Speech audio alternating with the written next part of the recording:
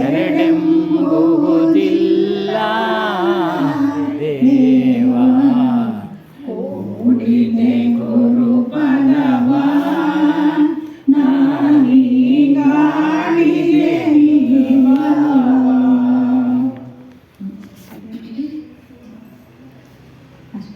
ಅಷ್ಟೇ ತಿಷ್ಠತಿ ಜ್ಞಾನರೂಪಂ ನರರೂಪಂ ಕಭೀರಭೋ ವಾಸನಾಚಾಲ ಸರ್ವತ್ರಂ ಜ್ಞಾನದೃಷ್ಟಿವಿನಶ್ಯತೆ ತ್ವಂ ಕಬೀರಮಹಾವಂದೇ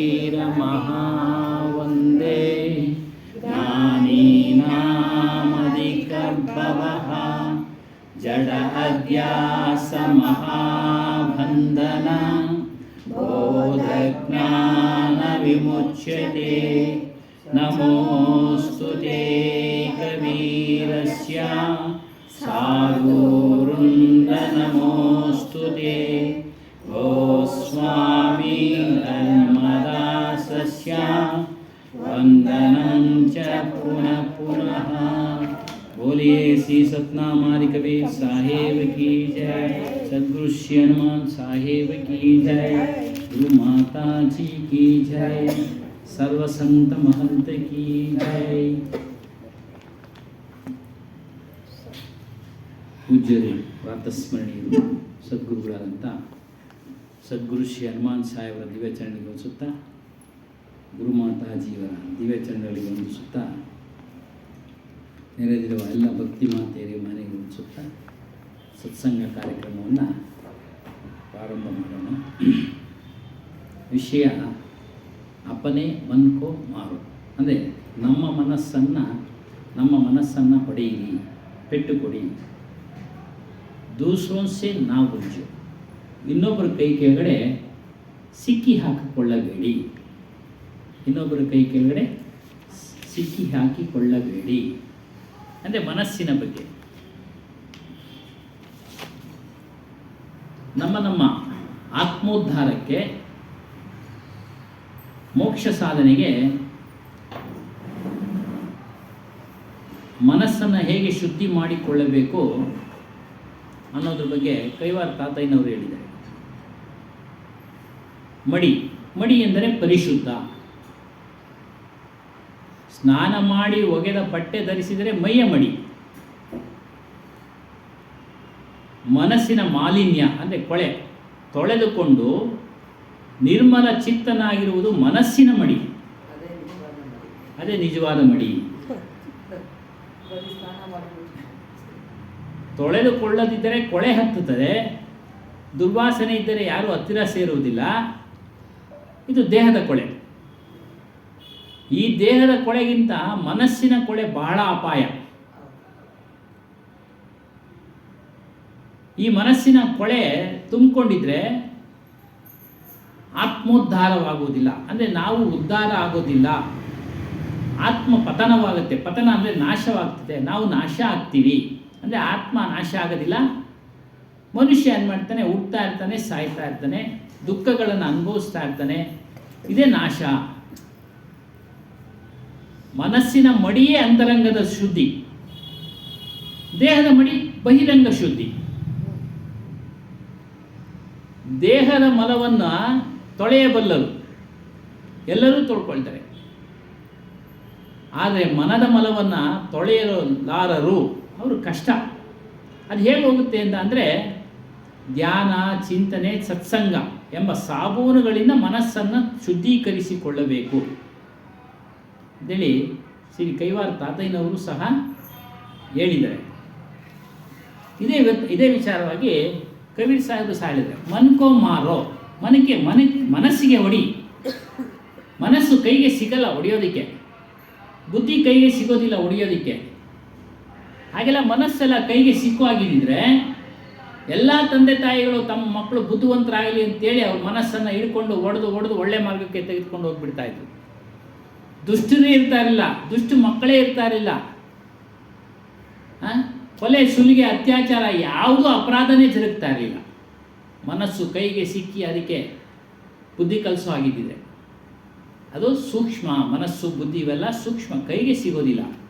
ಆದರೂ ಸಹ ಇಲ್ಲಿ ಕಬೀರ್ ಸಾಹೇಬ್ ಹೇಳ್ತಾರೆ, ಮನಸ್ಸಿಗೆ ಹೊಡಿ, ಮನ್ಕ ಮಾರೋ, ಮನುವಾಹಿ ಕಹು ರಹು ಮನ್ ಮಾರೆ, ಕಿಜುವ ಕೀಜ್ ನಾ ಬೋಲೆ ಹೋ. ಸಾಧಕರಿಗೆ ಹೇಳ್ತಾ ಇದ್ದಾರೆ, ಮನಸ್ಸಿಗೆ ತಿಳಿಸಿ, ಅದಕ್ಕೆ ಪೆಟ್ಟು ಕೊಡಿ. ಅಂದರೆ ಒಳ್ಳೆ ಮಾತುಗಳಿಂದ ಅದನ್ನು ಸರಿದಾರಿಗೆ ತನ್ನಿ, ಅದಕ್ಕೆ ಪೆಟ್ಟು ಕೊಟ್ಟು ಸರಿದಾರಿಗೆ ತನ್ನಿ. ಇವೆರಡು ಮಹತ್ವಪೂರ್ಣ ವಚನ. ಏನು? ಮೊದಲನೇದು ಮನಸ್ಸಿಗೆ ಹೊಡೀರಿ, ಎರಡನೇದು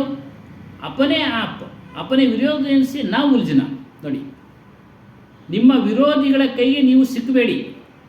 ಎರಡು ಮಾತನ್ನು ಹೇಳಿದ್ದಾರೆ ಸಾಧಕರು. ಇವೆರಡನ್ನ ಅವಶ್ಯಕವಾಗಿ ತೆಗೆದುಕೊಂಡು ಸಾಧನೆ ಮಾಡಿ. ಪ್ರತಿಯೊಬ್ಬರಿಗೂ ಸಹ, ಪ್ರತಿಯೊಬ್ಬರ ಮನಸ್ಸು ಸಹ ಚಿಂತೆಯಿಂದ ಕೂಡಿದೆ, ದುಃಖದಿಂದ ಕೂಡಿದೆ, ಚಿಂತೆ ಮತ್ತು ದುಃಖಗಳಿಂದ ಕೂಡಿದೆ. ಬೇರೆ ಯಾರೂ ದುಃಖ ಕೊಡ್ತಾ ಇಲ್ಲ ಮನಸ್ಸಿಗೆ. ಪ್ರತಿಯೊಬ್ಬ ಮನುಷ್ಯನ ಮನಸ್ಸಿಗೆ ಇಲ್ಲ ಸಲ್ಲದ ಆಲೋಚನೆಗಳನ್ನು ತಾನೇ ತುಂಬಿಕೊಂಡು ದುಃಖ ಪಡ್ತಾ ಇದ್ದಾನೆ.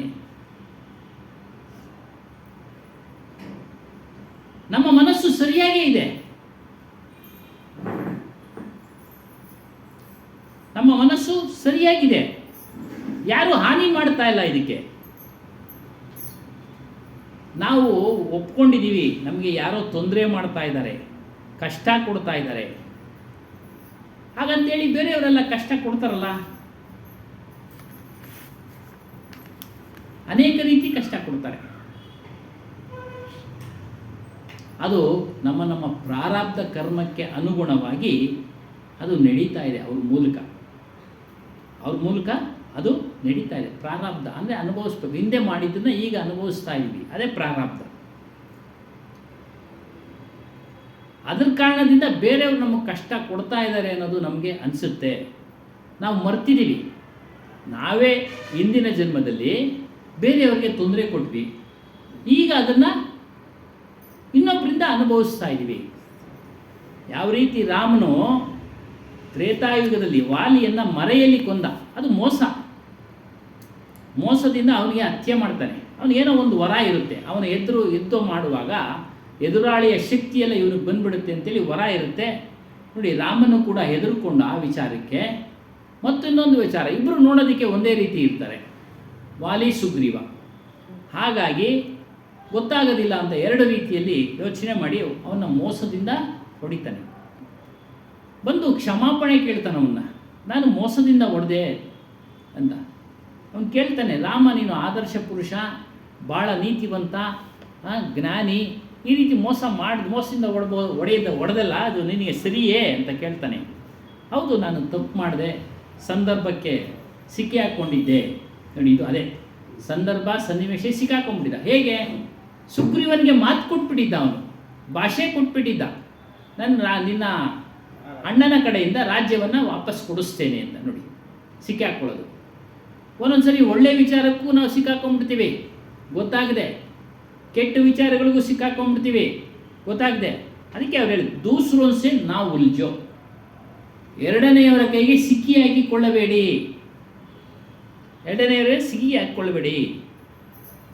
ಇಲ್ಲಿ ಕಷ್ಟ ಬೇರೆಯವರು ಕೊಟ್ಟರು ಅಂತೇಳಿ ಅದು ನಮ್ಮ ಪ್ರಾರಬ್ಧ.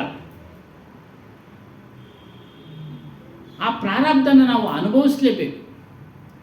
ಯಾರಿಂದಲೂ ಅದನ್ನು ತಪ್ಪಿಸ್ಕೊಳ್ಳೋಕ್ಕೆ ಸಾಧ್ಯ ಇಲ್ಲ. ಅನುಭವಿಸಿ ಅದನ್ನು ಕಳಿಬೇಕು. ಆದರೆ ನಿನ್ನ ಮನಸ್ಸು ನೀನು ನಿಯಂತ್ರಣದಲ್ಲಿಟ್ಟುಕೋ. ನಿನ್ನ ಮನಸ್ಸನ್ನು ನಿಯಂತ್ರಣದಲ್ಲಿ ಇಟ್ಟುಕೋ, ಆಗ ನೀನು ವಿಜಯ. ಅದಕ್ಕೆ ಹೇಳಿದರೆ ಶಮದಮಾದಿ ಷಟ್ ಸಂಪತ್ತು. ಆತ್ಮಜ್ಞಾನ ಉಂಟಾಗಬೇಕಾದ್ರೆ ಈ 6 ರೀತಿಯ ವಿಚಾರಗಳನ್ನು ನಾವು ಅಳವಡಿಸ್ಕೊಳ್ಬೇಕು. ಶಮ ಅಂದರೆ ಮನಸ್ಸು ನಿಗ್ರಹ ಮಾಡು. ಬಯಕೆಗಳನ್ನು ನಿವಾರಣೆ ಮಾಡ್ಕೋ, ದುರಾಸೆಗಳನ್ನು ನಿವಾರಣೆ ಮಾಡ್ಕೋ, ಮನಸ್ಸನ್ನು ಶಾಂತವಾಗಿ ಇಟ್ಕೊಳ್ಳೋದಕ್ಕೆ ಪ್ರಯತ್ನ ಮಾಡು. ದಮ ಇಂದ್ರಿಯ ನಿಗ್ರಹ, ಹೊರಗಿನ ವಿಷಯಗಳಿಂದ ಇಂದ್ರಿಯಗಳನ್ನು ನಿಯಂತ್ರಿಸೋದು, ಆಂತರಿಕವಾಗಿ ಅದನ್ನು ಸ್ಥಿರಗೊಳಿಸ್ಕೊಳ್ಳೋದು ಮನಸ್ಸನ್ನು. ಇನ್ನು ಉಪರತಿ ನೋಡಿ, ಉಪ ಅಂದರೆ ಸಮೀಪ, ರತಿ ಅಂದರೆ ಪ್ರೇಮ. ತನ್ನ ಸ್ವಂತ ಧರ್ಮ, ಸ್ವಧರ್ಮ ಅದನ್ನು ಪಾಲನೆ ಮಾಡೋದ್ರಲ್ಲಿ ಪ್ರೇಮ. ಸ್ವಧರ್ಮ ಅಂದರೆ ನನ್ನನ್ನು ನಾನು ತಿಳಿಯೋದು, ಧರ್ಮ ಅಂದರೆ ಪಾಲನೆ ಮಾಡೋದು, ಕರ್ತವ್ಯದಲ್ಲಿ ನಿರತನಾಗಿರೋದು. ಪ್ರತಿಯೊಬ್ಬ ಮನುಷ್ಯನ ಕರ್ತವ್ಯ ಏನು ಅಂತಂದರೆ ತನ್ನ ಸ್ವರೂಪವನ್ನು ತಿಳಿಯೋದು. ಅವನು ಗರ್ಭದಲ್ಲಿರುವಾಗಲೇ ಆ ಒಂದು ದುಃಖವನ್ನು ತಾಳಲಾರದೆ ಭಗವಂತನಲ್ಲಿ ಪ್ರಾರ್ಥನೆ ಮಾಡ್ತಾರೆ. ಅವರವರು ಇಷ್ಟಾನುಸಾರ ರಾಮನೋ ಕೃಷ್ಣನೋ ಅದು ಹಿಂದಿನ ಜನ್ಮದಲ್ಲಿ ಏನೇನು ಮಾಡ್ಕೊಂಬಿಡಿದ್ರೆ ಅವ್ರನ್ನ ಕುರಿತು ಪ್ರಾರ್ಥನೆ ಮಾಡ್ತಾರೆ. ಈ ಒಂದು ನರಕವಾಸದಿಂದ ನನ್ನನ್ನು ಪಾರು ಮಾಡು, ಮತ್ತೆ ನಾನು ಈ ಒಂದು ಸ್ಥಳಕ್ಕೆ, ಈ ಜಾಗಕ್ಕೆ ಬಾರದೇ ಇರೋ ಹಾಗೆ ಮಾಡಿಕೊಳ್ತೀನಿ ಅಂತ. ಆ ರೀತಿ ಭಾಷೆ ಕೊಟ್ಟು ಹೊರಗಡೆ ಬಂದು ಮರ್ತೋಗ್ಬಿಡ್ತಾನೆ. ಅದೇ ನಿಜವಾದ ಕರ್ತವ್ಯ. ಇನ್ನೆಲ್ಲ ನಾವು ಹೊಟ್ಟೆಪಾಡಿನ ಕರ್ತವ್ಯ, ಇದು ಹೊಟ್ಟೆಪಾಡಿಗೋಸ್ಕರ.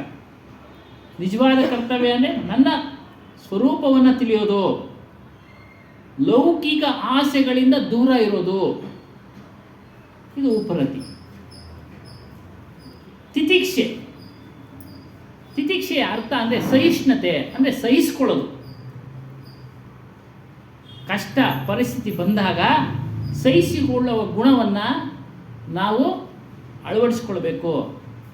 ಅವರು ಕಷ್ಟ ಕೊಟ್ಬಿಟ್ರು ಅಂತೇಳಿ ಅವ್ರನ್ನ ನಿಂದನೆ ಮಾಡೋದು, ಮತ್ತೊಂದು ಮಾಡೋದು ಎಲ್ಲ ಮಾಡಬೇಡಿ. ಸಹಿಸಿಕೊಳ್ಳುವ ಗುಣ. ಇನ್ನು ಶ್ರದ್ಧೆ, ಈ ಪುಸ್ತಕ ಬರೆದಿದ್ದಾರೆ ಕಬೀರ್ ವಿಚಾರ. ಈ ಮಾತುಗಳಲ್ಲಿ, ಶಬ್ದಗಳಲ್ಲಿ ನಂಬಿಕೆ ಇಡೋದು. ನಂಬಿಕೆ ಇದ್ದರೆ ಅದೆಲ್ಲ ನಮ್ಮ ಒಳಗಡೆ ಹೋಗೋದು, ಮನಸ್ಸು ಶುದ್ಧಿ ಆಗೋದು, ನಾವು ಸದಾಚರಣೆ ಮಾಡೋ ಹಂಗಾಗೋದು. ಇಲ್ಲಾಂದರೆ ಶ್ರದ್ಧೆ ಇಲ್ಲದಿದ್ದರೆ ಯಾವುದೂ ಲಭಿಸೋದಿಲ್ಲ. ಶ್ರದ್ಧಾವಾನ್ ಲಭತೆ ಜ್ಞಾನಂ ಅಂಥೇಳಿ ಶ್ರೀಕೃಷ್ಣನು ಹೇಳಿದ್ದಾನೆ. ಶ್ರದ್ಧೆ ಇದ್ದರೆ ಮಾತ್ರ ಜ್ಞಾನ. ವಿದ್ಯಾರ್ಥಿಗೆ ಶ್ರದ್ಧೆ ಇದ್ದರೆ ಮಾತ್ರ ಪಾಠ ತಿಳಿಯುತ್ತೆ, ಇಲ್ಲಾಂದರೆ ತಿಳಿಯೋದಿಲ್ಲ. ಆರನೇದು ಸಮಾಧಾನ. ಮನಸ್ಸು ಯಾವಾಗಲೂ ಸಹ ಶಾಂತ ಚಿತ್ತವಾಗಿಟ್ಕೊಂಡು ಸ್ವರೂಪ ಅಂದರೆ ಪರಮಾತ್ಮನ ಚಿಂತೆ, ಅದೇ ಸ್ವರೂಪ ನಮ್ಮ ಆತ್ಮ, ಅದರ ಚಿಂತೆ ಮಾಡ್ತಾ ಇರೋದು. ಅದೇ ಕೆಲಸ ಕಾರ್ಯಗಳನ್ನು ಮಾಡಿ ಅಂತ ಹೇಳಲ್ಲ, ಕೆಲಸ ಕಾರ್ಯಗಳನ್ನು ಮಾಡ್ತಾ ಮಾಡಬಹುದು ಅಂತೇಳಿ ಹನುಮಾನ್ ಸಾಹೇಬರು ಹೇಳಿದ್ದಾರೆ. ಅದಕ್ಕೆ ಅನೇಕ ಉದಾಹರಣೆಗಳು ಕೊಟ್ಟಿದ್ದಾರೆ. ಒಂದು ಉದಾಹರಣೆ, ಹಿಂದೆ ಎಲ್ಲ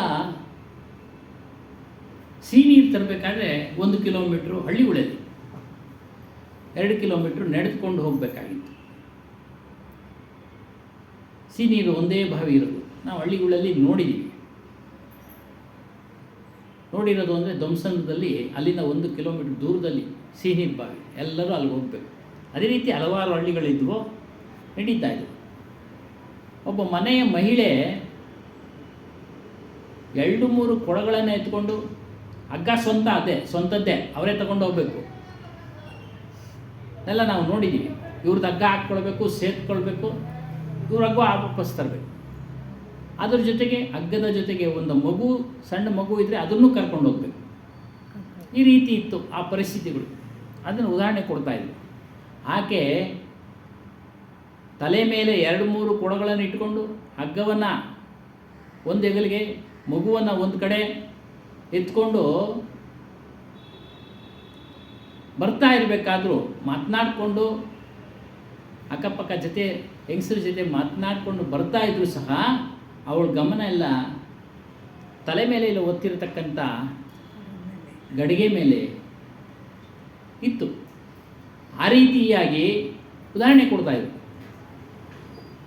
ಕೆಲಸ ಮಾಡ್ತಾ ಇದ್ರು ಸಹ ನೀವು ಪರಮಾತ್ಮನ ಚಿಂತನೆ ಮಾಡಿ, ಕೊಟ್ಟಿರತಕ್ಕಂಥ ಮೂಲ ಮಂತ್ರ ಅಂತ ಏನೇನು ತಿಳಿಸಿದ್ದಾರೆ ಶಿಷ್ಯಂದಿರಿಗೆ, ಅದನ್ನು ಸ್ಮರಣೆ ಮಾಡಿ. ಮತ್ತು ಮೂಲ ಮಂತ್ರ ತಿಳಿದೇ ಇಲ್ಲವರು ಸತ್ಯನಾಮ್ ಬಹಳ ಸುಲಭವಾಗಿ ನಮಗೆ ತಿಳಿಸಿದ್ದಾರೆ. ಸತ್ಯನಾಮದ ಸ್ಮರಣೆ ಮಾಡಿ, ಒಟ್ಟಾರೆ ಅವರವ್ರ ಗುರುಗಳು ಏನೇನು ತಿಳಿಸಿರ್ತಾರೋ ಅದರ ಸ್ಮರಣೆ ಮಾಡಿ. ಈ ರೀತಿ ಮನಸ್ಸು ಯಾವಾಗಲೂ ಪರಮಾತ್ಮನ ಚಿಂತನೆಯಿಂದ ಇದ್ದರೆ ಸಮಾಧಾನವಾಗಿರ್ತಿದೆ. ಇಲ್ಲೂ ಅದೇ ಹೇಳ್ತಾ ಇದೆ. ಈ ರೀತಿಯಾಗಿ ಇವುಗಳು ಮನಸ್ಸಿಗೆ ತಿಳುವಳಿಕೆ ಹೇಳಬೇಕು. ಮನಸ್ಸು ಕೈಗೆ ಸಿಗಲ್ಲ ಹೊಡೆಯೋದಕ್ಕೆ. ಈ ರೀತಿ ತಿಳುವಳಿಕೆ ಹೇಳ್ತಾ ಅದನ್ನು ನಮ್ಮ ವಶ ಮಾಡಿಕೊಂಡ್ರೆ ನಮಗೆ ಶಾಂತಿ ಸಿಗುತ್ತೆ, ಲಾಭ ಉಂಟಾಗುತ್ತೆ. ಇಲ್ಲೂ ಅದೇ ಹೇಳ್ತಾರೆ, ವಾಸ್ತವವಾಗಿ ಇಚ್ಛೆಗಳನ್ನು ತ್ಯಾಗ ಮಾಡೋದೇ ಮನಸ್ಸಿಗೆ ಹೊಡೆಯೋದು ಅಂತ ಅರ್ಥ. ಇಚ್ಛೆಗಳು, ಅನೇಕ ಇಚ್ಛೆಗಳು ಮನುಷ್ಯನಿಗೆ ಅನೇಕ ಇಚ್ಛೆಗಳು. ಆ ಇಚ್ಛೆಗಳನ್ನು ತ್ಯಾಗ ಮಾಡಿ,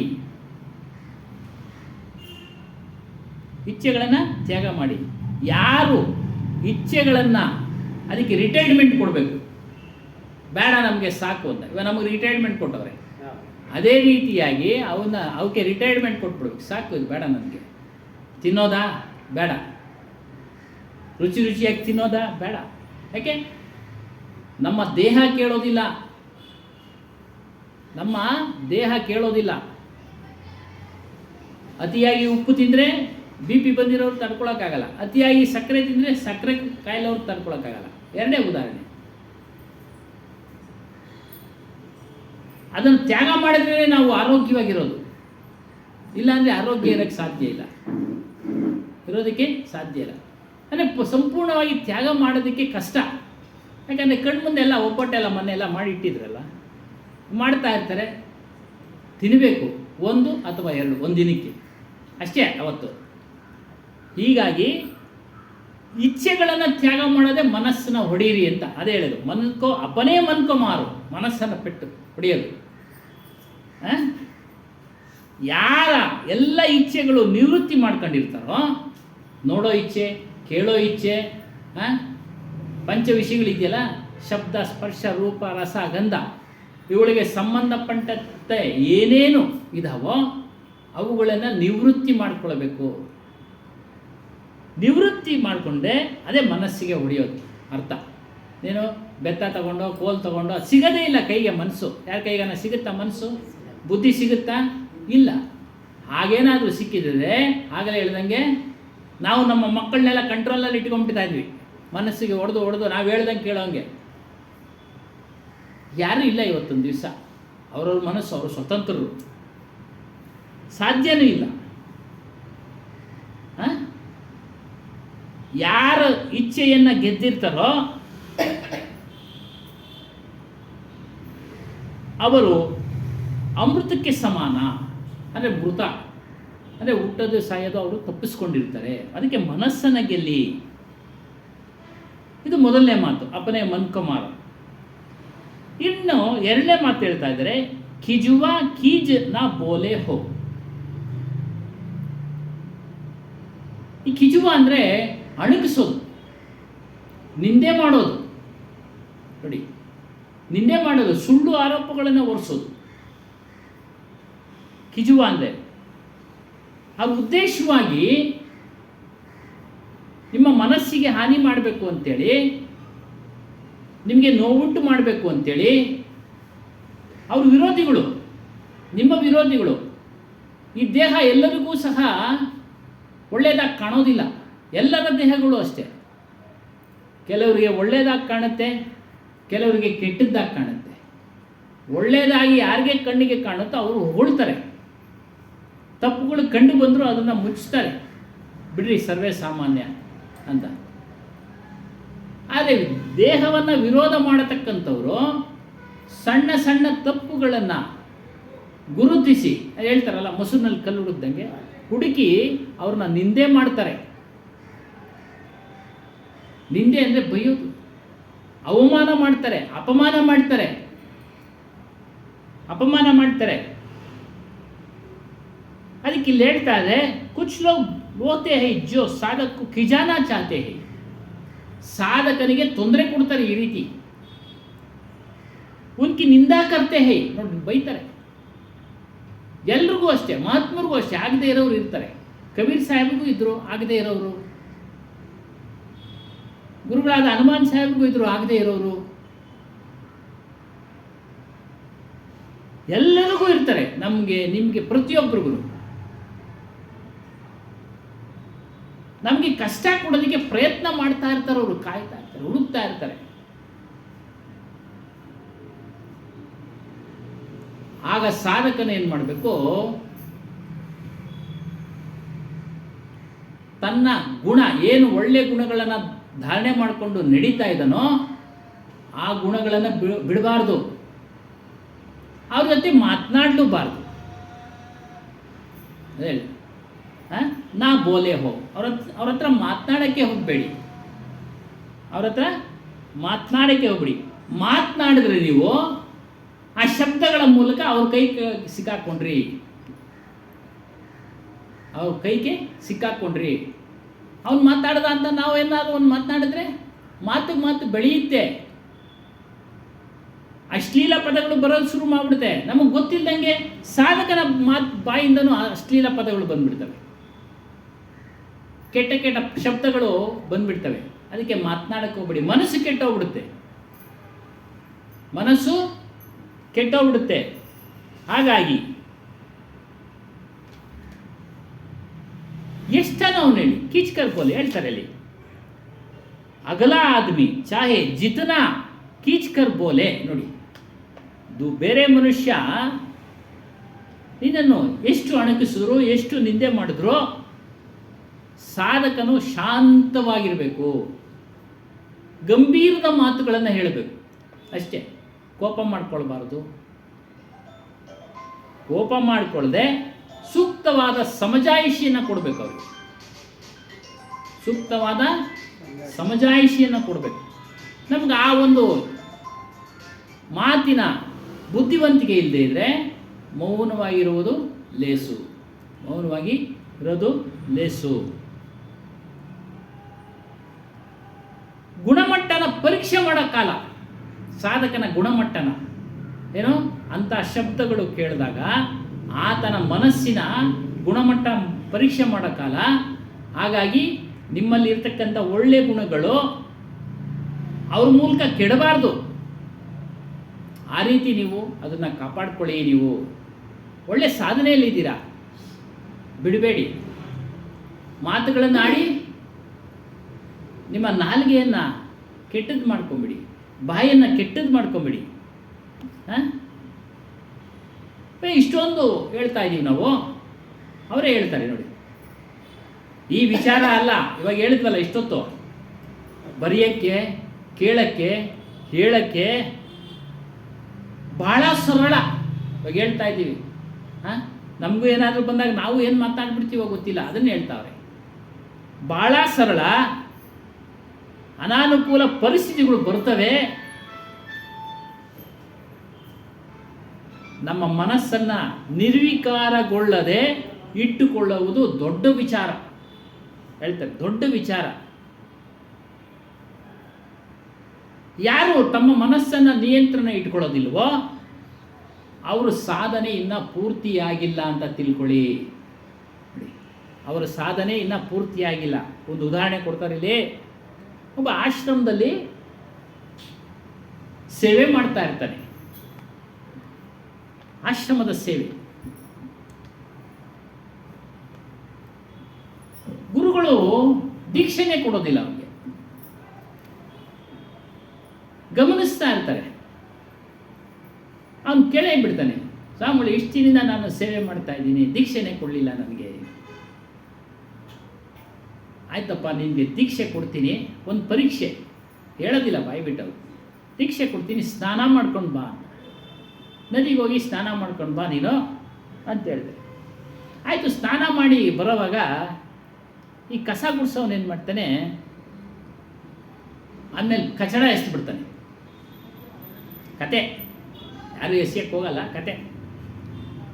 ಇವನ್ ಮನಸ್ಸು ಶಾಂತವಾಗಿರ್ಬೇಕಲ್ಲ, ಶಾಂತವಾಗಿರೋಲ್ಲ. ಹಾವಿನ ಥರ ಬುಸ್ಕುಟ್ಬಿಡುತ್ತೆ ಅವನಿಗೆ, ಅವನ ಮೇಲೆ ಆ ಕಚಡ ಎಸೆದ ಮೇಲೆ. ಹಾವಿನ ಥರ ಬುಸ್ಕೊಟ್ಟು ಒಳಗೊಳಗೆ ಆತನನ್ನು ಬೈಕೊಂಡು ಆಶ್ರಮಕ್ಕೆ ಬಂದ್ಬಿಡ್ತಾನೆ. ಗುರುಗಳು, ಜ್ಞಾನಿಗಳು ದಿವ್ಯ ದೃಷ್ಟಿಯಿಂದ ಎಲ್ಲ ಗಮನಿಸ್ತಾ ಇರ್ತಾರೆ. ಅವ್ರು ಹೇಳ್ತಾರೆ, ನಿನ್ನ ಮನಸ್ಸು ಅಲ್ಲೇನೋ ಅಚಾತುರ್ಯ ಆಯಿತು, ಅದೇನು ಉದ್ದೇಶವಾಗೇನು ಆಗಿಲ್ಲ, ಆಕಸ್ಮಿಕವಾಗಿ ಆಗಿಬಿಟ್ಟಿದೆ. ಆದರೆ ನಿನ್ನ ಮನಸ್ಸು ಹಾವಿನ ಥರ ಬುಸ್ಕೊಡ್ತಾ ಇದ್ದೆ ಅವನ ಮೇಲೆ. ಇನ್ನೂ ಪಕ್ವ ಆಗಿಲ್ಲ ನಿನ್ನ ಮನಸ್ಸು, ವಾಪಸ್ ಹೋಗು, ತಿರ್ಗಾ ಹೋಗು, ವಾಪಸ್ ಸ್ನಾನ ಮಾಡ್ಕೊಂಬ. ಏನಕ್ಕೆ ಅಂದರೆ ಸ್ನಾನ ಮಾಡ್ಕೊಂಬ ಅಂದರೆ ಅವನ ಮನಸ್ಸನ್ನು ಪರೀಕ್ಷೆ ಮಾಡೋದಕ್ಕೆ. ಆಗಲೇ ಹೇಳ್ದಂಗೆ ದೇಹಕ್ಕೆ ಸ್ನಾನ ಅಷ್ಟೇ, ಮನಸ್ಸಿಗೆ ಸ್ನಾನ ಅಲ್ಲ. ಮನಸ್ಸಿಗೆ ಸ್ನಾನ ಮಾಡ್ಸೋಕ್ಕೆ ಇಲ್ಲಿ ಪ್ರಯತ್ನ ಮಾಡ್ತಾವ್ರೆ. ಅವನು ಅನೇಕ ವಿಚಾರಗಳನ್ನು ಕೇಳಿದ್ದ. ಇವಾಗ ಹೇಳಿದ್ವಲ್ಲ, ಇಷ್ಟು ಶಮದ ಮಾದಿ ಷಟ್ ಸಂಪತ್ತು ವಿಚಾರಗಳನ್ನು ಕೇಳಿದ್ದ, ಆತ್ಮವಿಚಾರವನ್ನು ಕೇಳಿದ್ದ. ಆದರೆ ಮನಸ್ಸನ್ನು ಶಾಂತ ಆಗಿರಲಿಲ್ಲ ಇನ್ನು ಅವನಿಗೆ. ತಿರ್ಗಾ ಕಳಿಸಿದ್ರು. ತಿರ್ಗಾ ಸ್ನಾನ ಮಾಡಿ ಬರಬೇಕಾದ್ರೆ ಪರ್ಕೆ ತಗಲಿಸ್ಬಿಟ್ಟ ಅವನಿಗೆ, ಇವನಿಗೆ, ತಪಸ್ವಿಗೆ, ಶಿಷ್ಯನಿಗೆ. ಯಾರು? ಕಸ ಗುಡಿಸೋನು.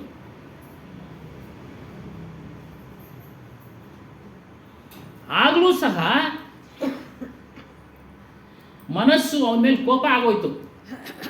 ಏನಪ್ಪ, ನಾನು ಗುರುಗಳ ಹತ್ರ ಹೋಗ್ತಾ ಇದ್ದೀನಿ, ಆಗಲೇ ಹಿಂಗೆ ಮಾಡ್ದ, ಈಗಲೂ ಹಿಂಗೆ ಮಾಡ್ತಾನೆ ಅಂಥೇಳಿ ಕೋಪ ಮಾಡ್ಕೊಂಡ ಮನಸ್ಸಿನಲ್ಲಿ. ಇನ್ನೇನು ಹೊರಗಡೆ ಏನು ಬಾಹ್ಯದಿಂದ ಅವನೇನು ಬೈಲಿಲ್ಲ, ಹೊಡಿಲಿಲ್ಲ, ಮಾಡಲಿಲ್ಲ.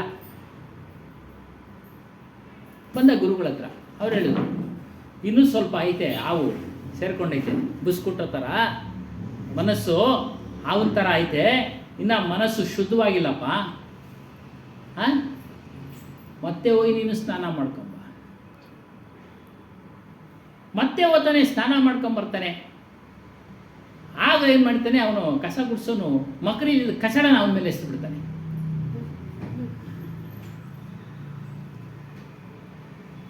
ಆಗ ಇವನೇನು ಮಾಡ್ತಾನೆ, ಅವನ ಕಾಲಿಡ್ಕೊಳ್ತಾನೆ. ಮನಸ್ಸನ್ನು ಇಲ್ಲೋ ಹಾಗೆ ನೀಡಿದೆ ಸಹ ನನಗೆ ಗುರು ಯಾರೋ ಕಸ. ಈ ವಿಚಾರವಾಗಿ ಶಂಕರಾಚಾರ್ಯ ಈ ಥರ ಪರೀಕ್ಷೆ ಆಗ್ಬಿಡುತ್ತೆ. ಅವರು ಮಡಿ ಯಾರನ್ನು ಹತ್ರ ಸೇರಿಸ್ಕೊಳ್ತಾರೆ ಬೇರೆ ಜನಾಂಗದ. ಒಂದು ಬಾರಿ ಸ್ನಾನ ಮಾಡಿ, ನದಿ ಸ್ನಾನ ಮಾಡಿ ಬರಬೇಕಾದ್ರೆ ಈ ಚಾಂಡಾಲನು ಅಡ್ಡ ಬಂದ್ಬಿಡ್ತಾನೆ. ಚಾಂಡಾಲ ಅಂದರೆ ಮಶಾಣದಲ್ಲಿ ಅಡ್ಡ ಬಂದ್ಬಿಟ್ಟಾಗ ಅವ್ನ ನೆರಳು ಇವನ ಮೇಲೆ ಬಿದ್ದುಬಿಡುತ್ತೆ. ನೆರಳು ಇವ್ರ ಮೇಲೆ. ಸರಿ ಸರಿ, ಅತ್ತ ಸರಿ, ಅತ್ತ ಸರಿ. ಅದು ಸಂಸ್ಕೃತದಲ್ಲಿ ಹೇಳಿ, ಮಂತ್ರದಲ್ಲಿ ಹೇಳಿದ್ದು. ಸರಿ ಆ ಕಡೆ. ಅವನು ಸ್ವರೂಪ ಅಂತ ಹೇಳ್ತಾರೆ. ಇರಲಿ ಒಟ್ಟಿನಾಗೆ ಅವಾಗ ಹೇಳ್ತಾನೆ ಅವನು ಚಾಂಡಾಲ್ನು, ಈ ದೇಹನ ಸರಿಸೋ ಇಲ್ಲ ಆತ್ಮಾನ ಸರಿಸ್ಲೋ ನಾನು ಅಂತ ಹೇಳ್ತಾ ಇದೆಯಾ. ಸರಿ ಸರಿ ಅಂತ ದೇಹನ ಸರಿಸ್ಬೇಕು, ಆತ್ಮಾನ ಸರಿಸ್ಬೇಕು, ಅದನ್ನು ಸರಿಸಬೇಕು ನಾನು. ಅಂದರೆ ಪಕ್ಕ ಯಾವುದನ್ನ ತಳಿಬೇಕು, ಯಾವುದನ್ನು ತೆಗೆದುಕೊಂಡು ಹೋಗ್ಬೇಕು ಹೇಳು ನೀನು ಅನ್ಗಿದ್ದ ಅವನಿಗೆ ಜ್ಞಾನೋದಯ ಆಗುತ್ತೆ. ಶಂಕರಾಚಾರ್ಯರಿಗೆ ಇನ್ನು ಸಾಮಾನ್ಯ ಮನುಷ್ಯನಲ್ಲ ಅಂತೇಳಿ ಅವನು ಕಾಲಿಡಿತಾನೆ. ನೀನು ನನಗೆ ಗುರುವಾದೆ, ನೀನು ನನಗೆ ಗುರುವಾದೆ. ದೇಹಾನ ಸರಿಸ್ಬೋದು, ಆತ್ಮಾನ ಸರಿಸೋಕ್ಕಾಗತ್ತಾ? ಇಲ್ಲ. ಹಾಗಾಗಿ ಗುರುವಾದ. ಅದೇ ರೀತಿ ಇವನು ಕಸ ಗುಡಿಸೋಣ, ನೀನು ನನ್ನ ಮನಸ್ಸನ್ನು ಗೆಲ್ಲೋದಕ್ಕೆ ಕಾರಣನಾದೆ ನೀನು ಅಂತೇಳಿ ಆಶ್ರಮಕ್ಕೆ ಬರ್ತಾನೆ. ಆವಾಗ ಗುರು ಆತನಿಗೆ, ಈಗ ಸರಿಯಾಯ್ತು ನೋಡಿ ನಿನ್ನ ಮನಸ್ಸು ಈಗ ಶಾಂತವಾಗಿದೆ. ಅವನಂತೆ ಬುಸ್ಕೊಡ್ತಾ ಇದ್ದ ಮನಸ್ಸು ಶಾಂತ, ಈಗ ನೀನು ದೀಕ್ಷೆ ತೆಗೆದುಕೊಳ್ಳೋದಕ್ಕೆ ಅಂತೇಳಿ ಆತ ದೀಕ್ಷೆ ಕೊಡ್ತಾರೆ. ಹನುಮಾನರು ಅಷ್ಟೇ, ಏಕಾಏಕಿ ಕೇಳ್ತಾನೆ ಯಾರಿಗೂ ಕೊಡೋದಿಲ್ಲ ದೀಕ್ಷೆನ. ಸತ್ಸಂಗನವರು ಸತ್ಸಂಗ ಕೇಳಿ ಕೇಳಿ ಕೇಳಿ ಮನಸ್ಸನ್ನು ಪಕ್ವ ಮಾಡ್ಕೊಳ್ಳಿ, ಆಗ ಅದು ದೀಕ್ಷೆ ಕೊಡ್ತಾ ಇದೆ. ಈ ರೀತಿಯಾಗಿ ಈ ರೀತಿ ಉದಾಹರಣೆನೂ ಸರಳವಾಗಿ ನಾವು ಹೇಳ್ಬೋದು. ಆದರೆ ಪ್ರತಿಯೊಬ್ಬರಿಗೂ ಸ್ವಯಂ ಬಂದಾಗ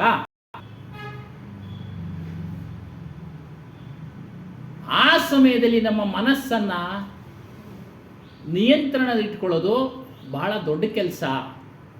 ಅದನ್ನು ಮಾಡೋದರಲ್ಲಿ ಪ್ರಯತ್ನ ಮಾಡಿ, ನೀವು ಪ್ರಯತ್ನ ಮಾಡಿ. ಸಣ್ಣ ಒಂದು ಹುಳ ಕಚ್ಬಿಟ್ರೆ ಅದನ್ನು ಸಾಯಿಸ್ಬಿಟ್ಟಾಗೋದಿಲ್ಲ. ಅದ್ಮೇಲೆ ಹಲ್ಲೆ ಅದಕ್ಕಿನ್ನ ದೊಡ್ಡದು ಅಪಮಾನ ಅನ್ನೋದು ಹೇಳ್ತಾರೆ. ದೊಡ್ಡದು ನಿಂದೆ ಬಹಳ ದೊಡ್ಡದು. ಸುಳ್ಳು ಮಾತುಗಳು, ನಿಂದೆ ಅಂದರೆ ಸುಳ್ಳು ಮಾತುಗಳನ್ನು ಹೇಳೋದು.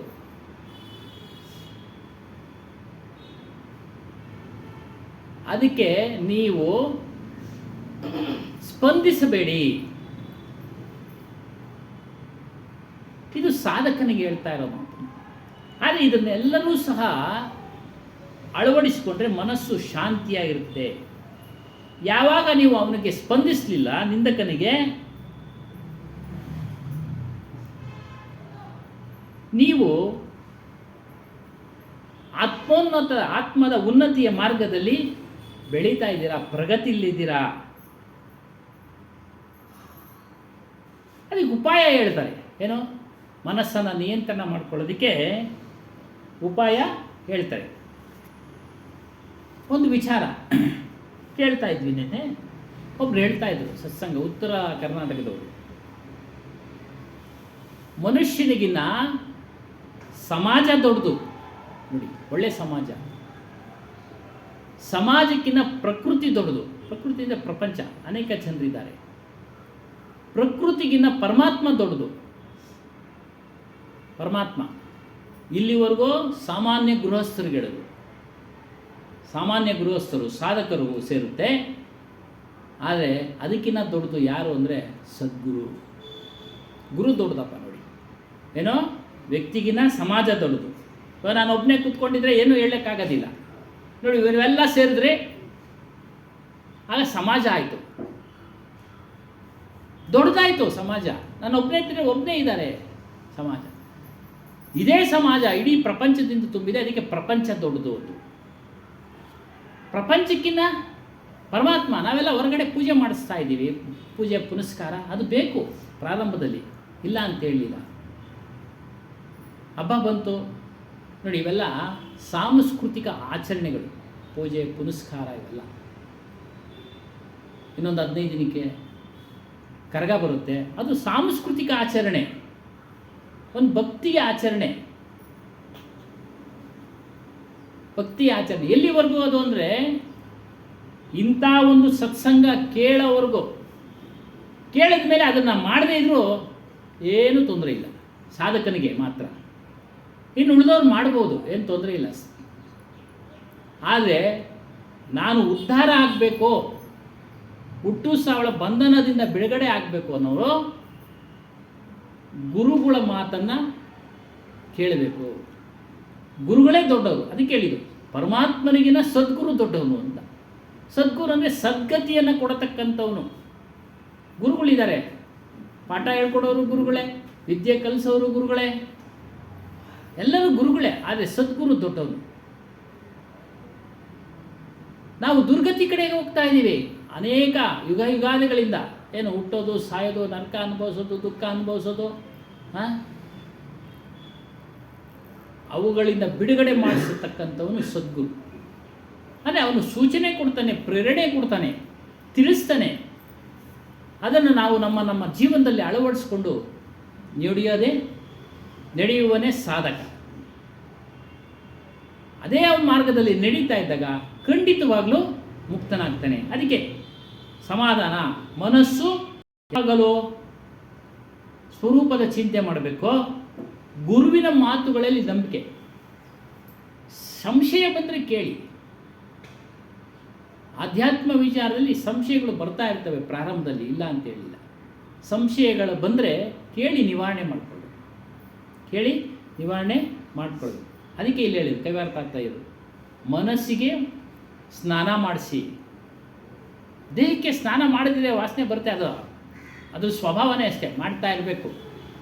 ಆದರೆ ಮನಸ್ಸಿಗೆ ಸ್ನಾನ ಮಾಡಿಸೋದು ಎಲ್ಲಿ ಅಂತ ಅಂದರೆ ಸತ್ಸಂಗ, ಚಿಂತನೆ. ಮನಸ್ಸು ಒಳ್ಳೊಳ್ಳೆ ಚಿಂತನೆ ಮಾಡೋದ್ರ ಮೂಲಕ ಹೇಳ್ತಾರೆ.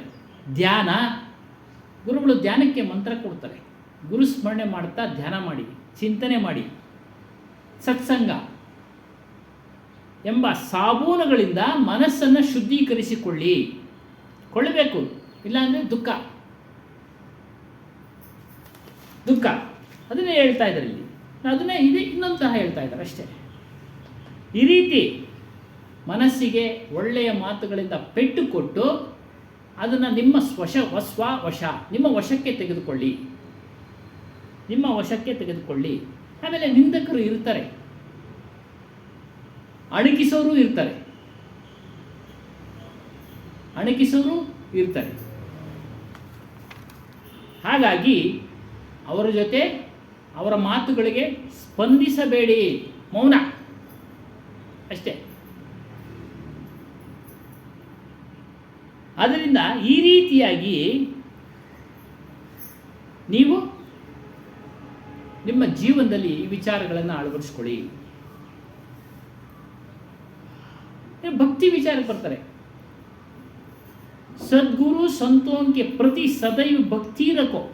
ಸದೈವ ಅಂದರೆ ಯಾವಾಗಲೂ ಸದ್ಗುರುಗಳು, ಸಂತರು, ಆ ಗುರುಗಳನ್ನು ನೀವು ಪರೀಕ್ಷೆ ಮಾಡ್ಬೋದು. ಕಬೀರ್ ಸಾಹೇಬ್ರೆ ಆ ಒಂದು ವಿಚಾರ ಹೇಳಿದ್ರು.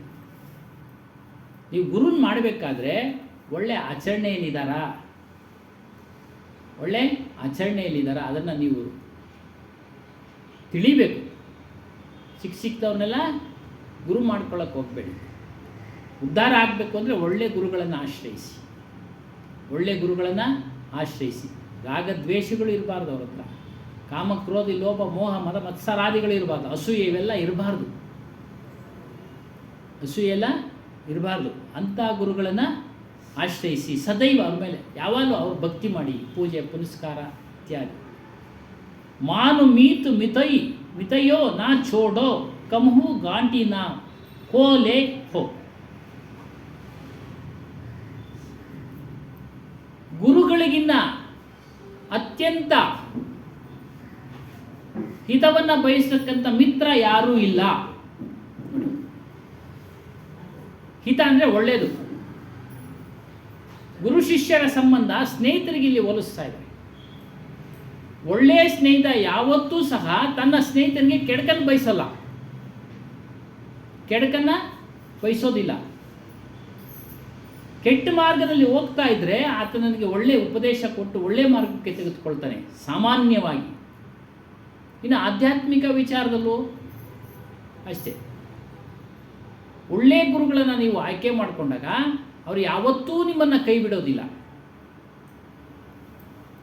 ಯಾವತ್ತೂ ಸಹ ನಿಮ್ಮನ್ನು ಕೈ ಬಿಡೋದಿಲ್ಲ. ರಕ್ಷಣೆ ಮಾಡ್ತಾರೆ ಸಂತರು, ಗುರುಗಳು. ಸಂತ ಗುರು ಈ ಸಾಧಕ್ಕೆ ಪರಮ ಮಿತ್ರ. ನೋಡಿ, ಪವಿತ್ರವಾದ ಸ್ನೇಹಿತರು, ಪರಮ ಮಿತ್ರ ಇಬ್ಬರು. ಗುರುಗಳು, ಸಂತರು, ಶಿಷ್ಯ ಇವರೆಲ್ಲ ಮಿತ್ರರು. ಅವರಿಗಿನ್ನ ಪವಿತ್ರವಾದ ಮಿತ್ರರು ಯಾರೂ ಇಲ್ಲ. ಅಂಥ ಗುರುಗಳಲ್ಲಿ ನೀವು ಭಕ್ತಿ ಮಾಡಿ. ಅಂದರೆ ಅವರ ಸೇವೆ, ಪೂಜೆ, ಪುನಸ್ಕಾರ ಇವುಗಳನ್ನು ಮಾಡಿ. ಕಷ್ಟ ನಷ್ಟಗಳು ಬರ್ತಾ ಇರ್ತವೆ ಜೀವನದಲ್ಲಿ. ಹಾಗಂತೇಳಿ ಅವ್ರನ್ನ ದೂರ ಮಾಡಬೇಡಿ. ಏನಪ್ಪ ಈ ಗುರುಗಳು ನಮ್ಮ ಕಷ್ಟ ನಿವಾರಣೆ ಮಾಡಲೇ ಇಲ್ಲ, ಕಷ್ಟಗಳನ್ನು ಪರಿಹಾರ ಮಾಡಿ ಅಂತೇಳಿ ಬರೋರು ಇದ್ದಾರೆ. ಸ್ವಾಮಿಗಳು ಆಗಲೇ ಹೇಳ್ತಾ ಇರೋರು ವಿಚಾರದಲ್ಲಿ. ಇಲ್ಲಿ ಯಾರೂ ಸಹ ಇಚ್ಛೆಗಳನ್ನು ಇಟ್ಕೊಂಡು ಬರಬೇಡಿ.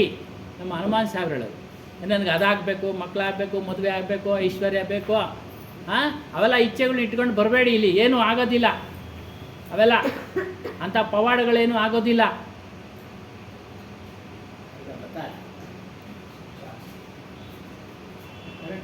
ಶಬ್ದ ಕೊಡೋಣ. ಶಬ್ದ ಹಾಕೈತೆ ಇಲ್ಲಿ ಶಬ್ದ ಕೊಡಿ. ಕೊನೆಯದು ಹಾಂ, ಕೊನೆಯದು ಮೇಲ್ಗಡೆ. ಹಾಂ, ಅಂಥ ಇಚ್ಛೆಗಳನ್ನ ಇಟ್ಕೊಂಡು ಬರಬೇಡಿ ಅಂತ ನೇರವಾಗಿ ಹೇಳೋದು. ಆದರೂ ಸಹ ಇಲ್ಲಿ ಹೊಗಳ್ತಾ ಇಲ್ಲ ಗುರುಗಳನ್ನ. ನಮ್ಮ ಗುರುಗಳನ್ನ ಹೊಗಳಲೇಬೇಕು ನಾವು. ಕೆಲವರಿಗೆ ಅವರ ಮನೋ ಇಚ್ಛೆಗಳು ಈಡೇರಿದ್ದಾವೆ. ಇದು ನಾವು ಕಣ್ಣಾರೆ ನೋಡಿರೋದು. ಮನೋ ಇಚ್ಛೆಗಳು ಈಡೇರಿದ್ದಾವೆ. ಈ ವೀರಾಜ್ ಶೆಟ್ಟಿಯವರು ಸಂಬಂಧಿಕರು ಅವರವರಲ್ಲೇ ಏನೋ ಅಕ್ಕ ತಂಗಿಯರಲ್ಲಿ ವ್ಯತ್ಯಾಸ ಆಗಿ ಇಲ್ಲಿ ಬಂದು ಅವರು ಪ್ರೇಯರ್ ಮಾಡಿದ್ರು. ಅವ್ರ ಇಚ್ಛೆ ಪೂರೈಸ್ತು. ಹೀಗೆ ಅನೇಕ ಉದಾಹರಣೆಗಳನ್ನು ನಾನು ನೋಡಿದ್ದೀನಿ. ಯಾಕಂದರೆ ನಾವು 25 ವರ್ಷದಿಂದ 30 ವರ್ಷದಿಂದ ಅಲ್ಲಿ ಬರ್ತಾ ಇದ್ವಿ. ಅನೇಕ ಉದಾಹರಣೆಗಳಿದ್ದಾವೆ. ಕೆಲವರು ಒಳ್ಳೆಯದಾಗಿದೆ, ಅವರು ಆ ರೀತಿ ಹೇಳಿದ್ರು ಸಹ ಅಲ್ಲಿನ ವಾತಾವರಣ, ಅಲ್ಲಿ ಬಂದೋಗಿರ್ತಕ್ಕಂಥ ಮಹಾತ್ಮರ ಒಂದು ಮಹಿಮೆಯಿಂದ ಅನೇಕ ಜನರಿಗೆ ಒಳ್ಳೆಯದಾಗಿದೆ, ಆಗತ್ತೆ. ಆದರೆ ಆ ಇಚ್ಛೆಗಳನ್ನ ಇಟ್ಕೊಬೇಡಿ. ಪರ್ಮನೆಂಟಾಗಿ ಒಳ್ಳೇದಾಗೋದನ್ನ ಇಚ್ಛೆಗೆ ಇಟ್ಕೊಳ್ಳಿ. ಬಿಡುಗಡೆ ಆಗತಕ್ಕಂಥದ್ದು, ಹುಟ್ಟೋದನ್ನು ತಪ್ಪಿಸ್ಕೊಳ್ಳೋ ಇಚ್ಛೆ ಇರಲಿ, ಅದೆಲ್ಲ ಸಾಮಾನ್ಯ ಇಚ್ಛೆ, ಸಾಮಾನ್ಯ. ಅದಲ್ಲದೆ ಇನ್ನೊಂದು ಬಂದ್ಬಿಡುತ್ತೆ. ಹಾಗಾಗಿ ಅವಳನ್ನೆಲ್ಲ ಇಟ್ಕೊಂಬಿಡಿ. ಭಕ್ತಿ ಮಾಡಿ, ಪೂಜೆ. ಅವರು ಹೇಳ್ತಾರೆ ವೈರಾಗ್ಯವನ್ನು ಧಾರಣೆ ಮಾಡಿ. ಅಂದರೆ ವೈ ಅಂದರೆ ಬಿಡೋದು, ರಾಗ ಅಂದರೆ ಪ್ರೇಮ, ಅದನ್ನು ಬಿಡಿ. ಏನೋ ವಸ್ತುಗಳ ಮೇಲೆ, ಲೌಕಿಕ ವಸ್ತುಗಳ ಮೇಲೆ ಇರತಕ್ಕಂಥ ಮೋಹವನ್ನು ಬಿಡಿ. ಇದೇ ವೈರಾಗ್ಯ. ಮೋಕ್ಷ ಅಂದೇನು? ಮೋಹವನ್ನು ಕ್ಷಯ ಮಾಡ್ಕೊಳ್ಳೋದೆ, ಇಲ್ಲದಂಗೆ ಮಾಡ್ಕೊಳ್ಳೋದೆ ಇದು ಮೋಕ್ಷ. ಅದನ್ನು ಮಾಡ್ಕೊಳ್ಳಿ.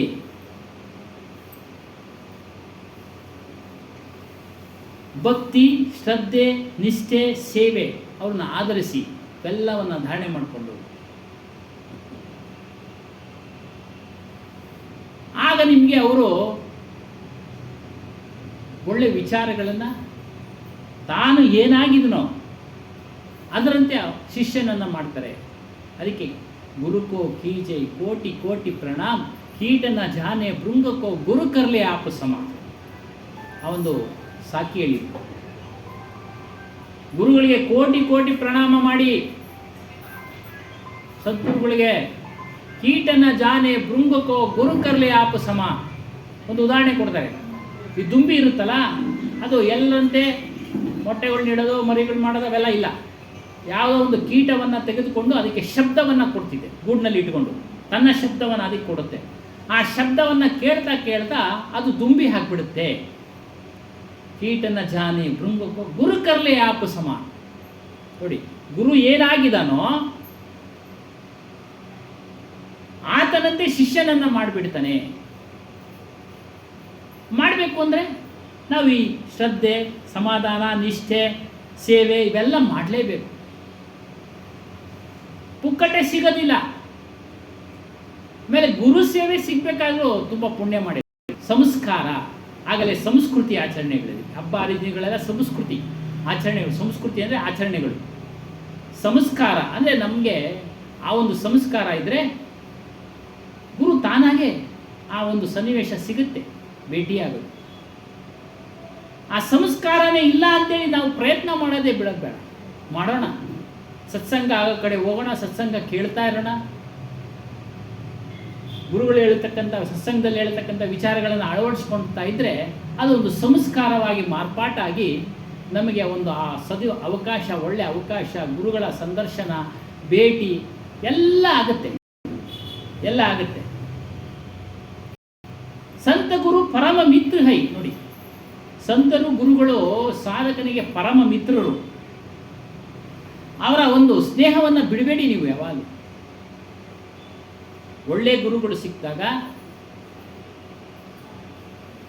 ನಿಮಗೆ ಅವರಿಂದ ಒಳ್ಳೆ ವಿಚಾರಗಳು ಸಿಕ್ಕಿದಾಗ ಅವರ ಸ್ನೇಹ ಬಿಡಬೇಡಿ. ನೀವು ಯಾರೇ ಗುರುನ ಮಾಡಿರಿ, ಬೇರೆ ಗುರುಗಳಿಂದ ಒಳ್ಳೆ ವಿಚಾರ ಸಿಕ್ಕಿದಾಗ ಕೇಳಿ. ಆದರೆ ಮೊದಲು ಮಾಡಿದ್ದ ಗುರುನ ತ್ಯಜಿಸಬೇಡಿ. ಅದು ಗುರುದ್ರೋಹ ಆಗುತ್ತೆ. ವಿಚಾರ ಕೇಳಿ, ವಿಚಾರ ಕೇಳಿ, ಇನ್ನೂ ಹೆಚ್ಚು ಅಳವಡಿಸ್ಕೊಳ್ಳಿ. ಹನುಮಾನ್ ಸಾಹೇಬ್ರಿಲ್ಲ, 38 ವರ್ಷ ಆಗೋಯ್ತು. ನಿರ್ಮಲ್ ಸಾಹೇಬ್ರು ಹೇಳ್ತಾ ಇದ್ರು, ಅನೇಕರು ಬಂದು ಹೇಳ್ತಾ ಇದ್ರು. ಕೇಳೋಣ, ಅಳವಡಿಸ್ಕೊಳ್ಳೋಣ.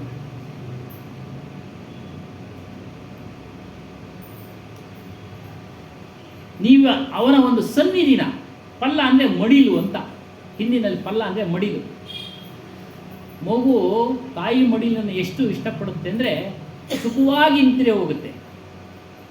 ಅದೇ ರೀತಿಯಾಗಿ ಗುರುವಿನ ಮಡಿಲನ್ನು ನೀವು ಬಿಟ್ಟರೆ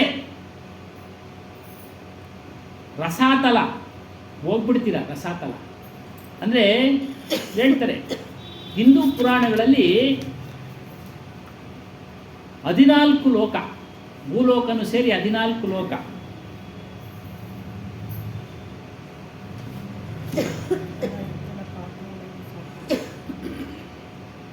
ಅದರಲ್ಲಿ ಕೆಳಗಡೆದು ಹೇಳೋಣ, ರಸಾತಲ ಅಂತ. ರಸಾತಳ ಅಂದರೆ ಕೆಳಗಡೆ ಭೂಲೋಕ ಮನುಷ್ಯರು ಪ್ರಾಣಿಗಳು ಎಲ್ಲ ವಾಸ ಮಾಡುವಂಥದ್ದು. ಪಿತೃಲೋಕ ಬೋರ್ಲೋಕ ಅಂದರೆ ಪಿತೃಗಳು ಭೂಮಿ ಮತ್ತು ಸೂರ್ಯನ ನಡುವೆ ಇದೆ ಅಂತ ಹೇಳ್ತಾರೆ. ಇಲ್ಲಿ ಆತ್ಮಗಳು ದೇವತೆಗಳು ವಾಸ ಮಾಡ್ತಾರೆ. ಸ್ವರ್ಗಲೋಕ ಇಂದ್ರನು ವಾಸ ಮಾಡತಕ್ಕಂಥದ್ದು. ಮಹರ್ಲೋಕ ಋಷಿ ಮುನಿಗಳು ವಾಸ ಮಾಡತಕ್ಕಂಥದ್ದು. ಜನಲೋಕ, ಹೀಗೆ ಹಲವಾರು ಹೇಳ್ತಾನೆ ಇರ್ತಾರೆ. ಆದರೆ ಈ ರಸಾತಲ ಎಲ್ಲಿದೆ ಅಂತ ಗೊತ್ತಾ? ಅತಲ, ವಿತಲ, ಸುತಲ, ತಲಾತಲ, ಮಹಾತಲ, ರಸಾತಲ, ಪಾತಾಳ. ಇವುಗಳಲ್ಲಿ ಒಂದೊಂದು ಲೋಕದಲ್ಲಿ ಒಬ್ಬೊಬ್ರು ನಾಗರು ವಾಸ ಮಾಡ್ತಾರೆ ಅಂತಾರೆ, ದೈತ್ಯರು ವಾಸ ಮಾಡ್ತಾರೆ ಅಂತಾರೆ. ಹೀಗೆ ದೇವತೆಗಳು, ಅದಕ್ಕೆ ಸಂಬಂಧಪಟ್ಟ ಅಸುರರಿಗೆ ಸಂಬಂಧಪಟ್ಟಂಥ ದೇವತೆಗಳು ವಾಸ ಮಾಡ್ತಾರೆ. ಅಲ್ಲಿ ಹೋಗ್ಬಿಡ್ತೀಯ ನೀನು,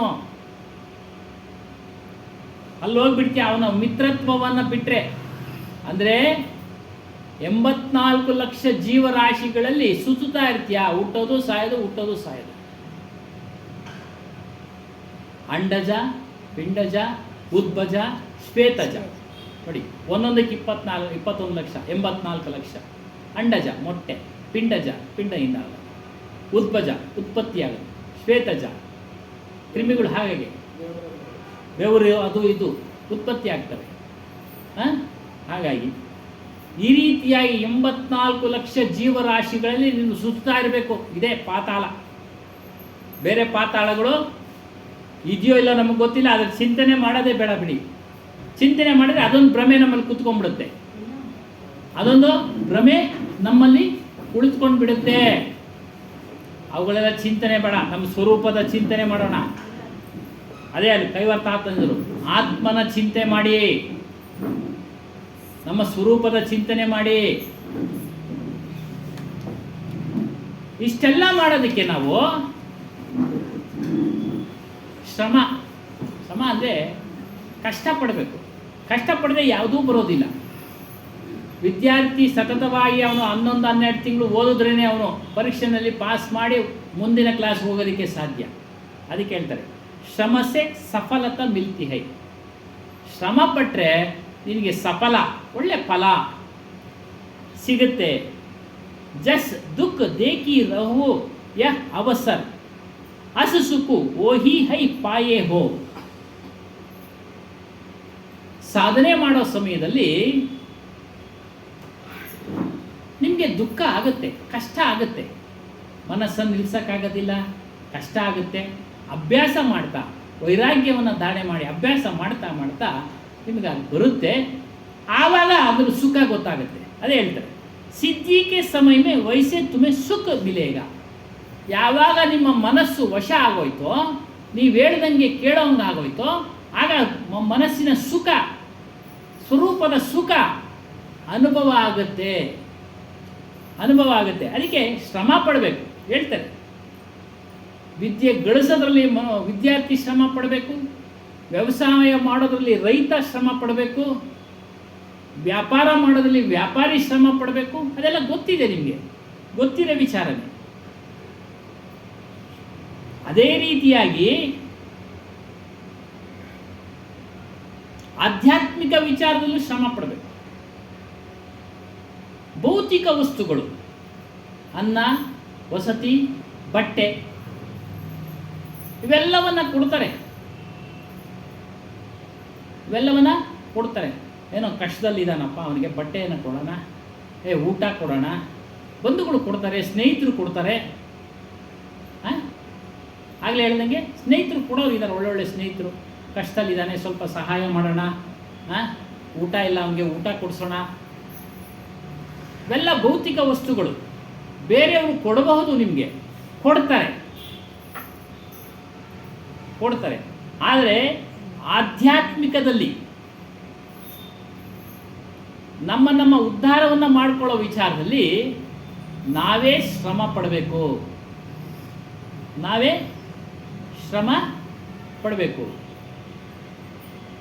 ಬೇರೆಯವರು ಶ್ರಮ ಪಟ್ಟಿದ್ದು ನಮಗೆ ದಕ್ಕೋದಿಲ್ಲ. ಅದಕ್ಕೆ ಕಬೀರ್ ಸಾಹೇಬ್ ಹೇಳ್ತಾರೆ, ಎದ್ದು ಜಪಿಸು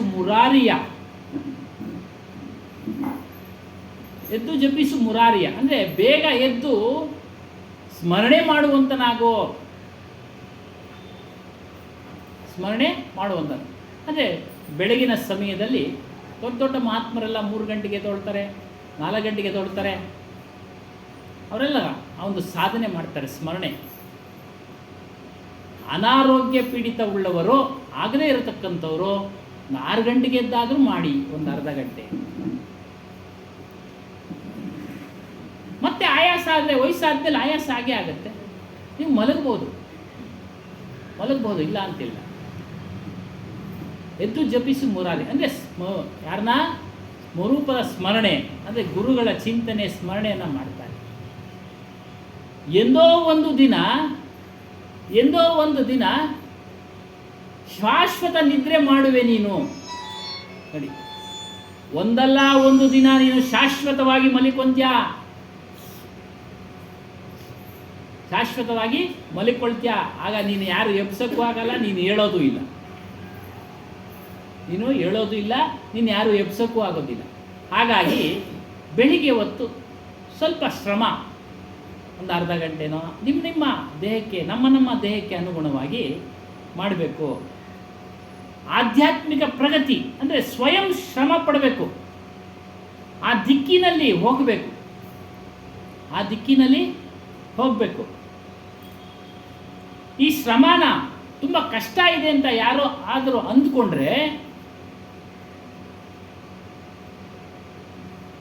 ವ್ಯವಹಾರದಲ್ಲೂ ಅಷ್ಟೇ, ವಿದ್ಯಾರ್ಥಿಯೂ ಅಷ್ಟೇ, ಆಧ್ಯಾತ್ಮಿಕ ಪ್ರಗತಿ ಬೇಕು ಅಂತ ಇರ್ತಕ್ಕಂಥ ಸಾಧಕನೂ ಅಷ್ಟೇ, ಕಷ್ಟ ಅಂದ್ಕೊಂಡ್ರೆ ಅವನಿಗೆ ಒಳ್ಳೆ ರಿಸಲ್ಟ್ ಸಿಗೋದಿಲ್ಲ.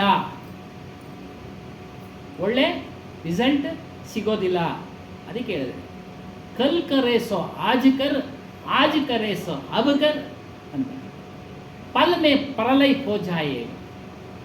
ನಾಳೆ ಮಾಡ್ತೀನಿ ಅಂತ ಹೇಳ್ಬೇಡ,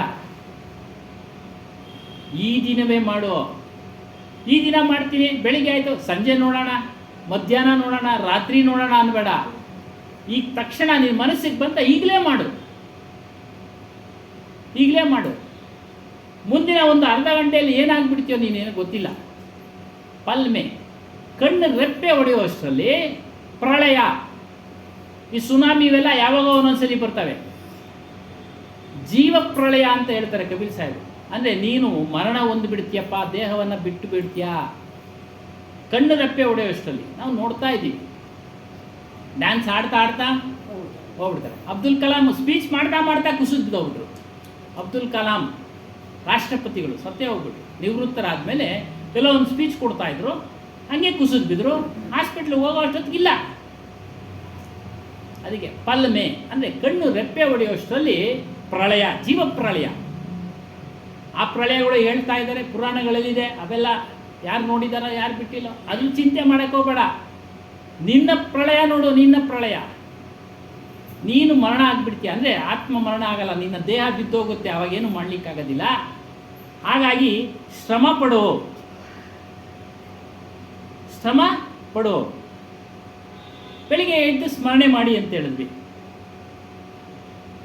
ಮೋಕ್ಷವನ್ನು ಪಡಿಬೇಕಾದ್ರೆ ಸಾಧನೆಗಳು ಹೇಳಿದ್ದಾರೆ.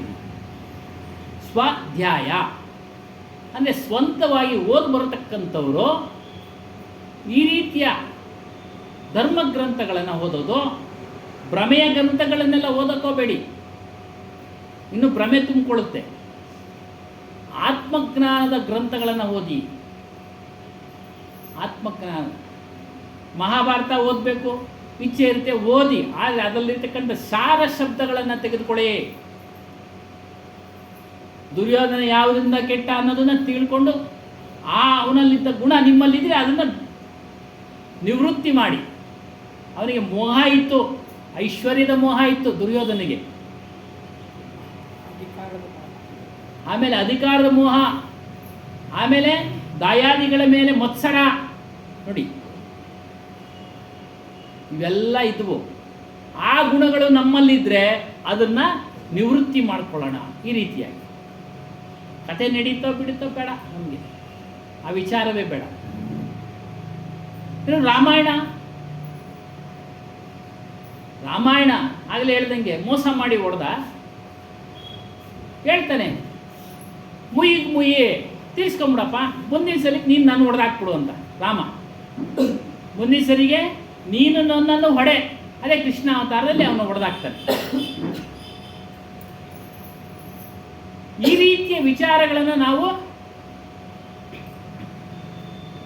ಒಳ್ಳೆ ವಿಚಾರಗಳನ್ನು ನಾವು ಅಳವಡಿಸ್ಕೊಳ್ಬೇಕು. ಅದರಲ್ಲಿ ಸಾರಸ. ಪಿತೃವಾಕ್ಯ ಪರಿಪಾಲನೆ, ತಂದೆ ಮಾತನ್ನ ವೇದವಾಕ್ಯ ಅಂತ ತಿಳಿದು ಪಾಲನೆ ಮಾಡ್ದ. ಇವತ್ತು ರಾತ್ರಿ ಹೇಳ್ತಾನೆ ರಾಮನಿಗೆ ದಶರಥ, ನಾಳೆ ಬೆಳಿಗ್ಗೆ ನಿನಗೆ, ಇವತ್ತು ಬೆಳಿಗ್ಗೆ ಹೇಳ್ತಾನೆ ನಾಳೆ ನಿನ್ನ ಬೆಳಿಗ್ಗೆ ಪಟ್ಟಾಭಿಷೇಕ, ರಾತ್ರಿಗೆ ಹೇಳ್ತಾನೆ ಕಾಡಿಗೆ ಹೋಗ್ಬೇಕು ನೀನು ಅಂತ. ಬೆಳಿಗ್ಗೆ ಹೇಳ್ದ ಇವತ್ತು ಬೆಳಿಗ್ಗೆ ಪಟ್ಟಾಭಿಷೇಕನಪ್ಪ, ನಾಳೆ ನಿನಗೆ. ರಾತ್ರಿ ಭೇಟಿ ಮಾಡಕ್ಕೆ ಹೋದಾಗ ನಾಳೆ ಬೆಳಿಗ್ಗೆ ಕಾಡಿಗೆ ಹೋಗ್ಬೇಕಪ್ಪ ಅಂತಾನೆ. ನಾಳೆ ಬೆಳಿಗ್ಗೆ ಕಾಡು. ಪಿತೃವಾಕ್ಯ ಪರಿಪಾಲನೆ, ಒಳ್ಳೆ ಮಾತುಗಳನ್ನು ಕೇಳುವಂತರಾಗಿ, ಗುರು ಹಿರಿಯರನ್ನು ಆಧರಿಸಿ. ನೋಡಿ, ಈ ವಿಚಾರಗಳನ್ನು ನಾವು ಅಳವಡಿಸ್ಕೊಳ್ಬೇಕು. ಒಳ್ಳೆ ವಿಚಾರಗಳನ್ನು ಅಳವಡಿಸ್ಕೊಳ್ಬೇಕು.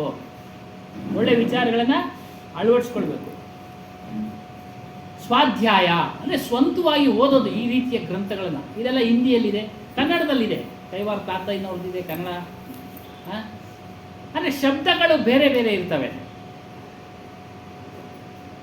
ಬ್ರಹ್ಮಜ್ಞಾನದವರು ಆತ್ಮನನ್ನ ಬ್ರಹ್ಮ ಅಂತೇಳಿ ಸಂಬೋಧನೆ ಮಾಡ್ತಾರೆ. ಬ್ರಹ್ಮ ಅಂದರೆ ಚತುರ್ಮುಖ ಬ್ರಹ್ಮ ಅಲ್ಲ, ಬ್ರಹ್ಮ ಅಂತೇಳಿ ಸಂಬೋಧನೆ ಮಾಡ್ತಾರೆ. ಶಬ್ದಗಳ ವ್ಯತ್ಯಾಸ ಇದೆ. ಓದಿ ಒಳ್ಳೊಳ್ಳೆ ವಿಚಾರಗಳನ್ನು ಕೇಳಿ ತಿಳ್ಕೊಳ್ಬೋದು. ಬ್ರಹ್ಮ ಅಂದರೆ ಆತ್ಮ,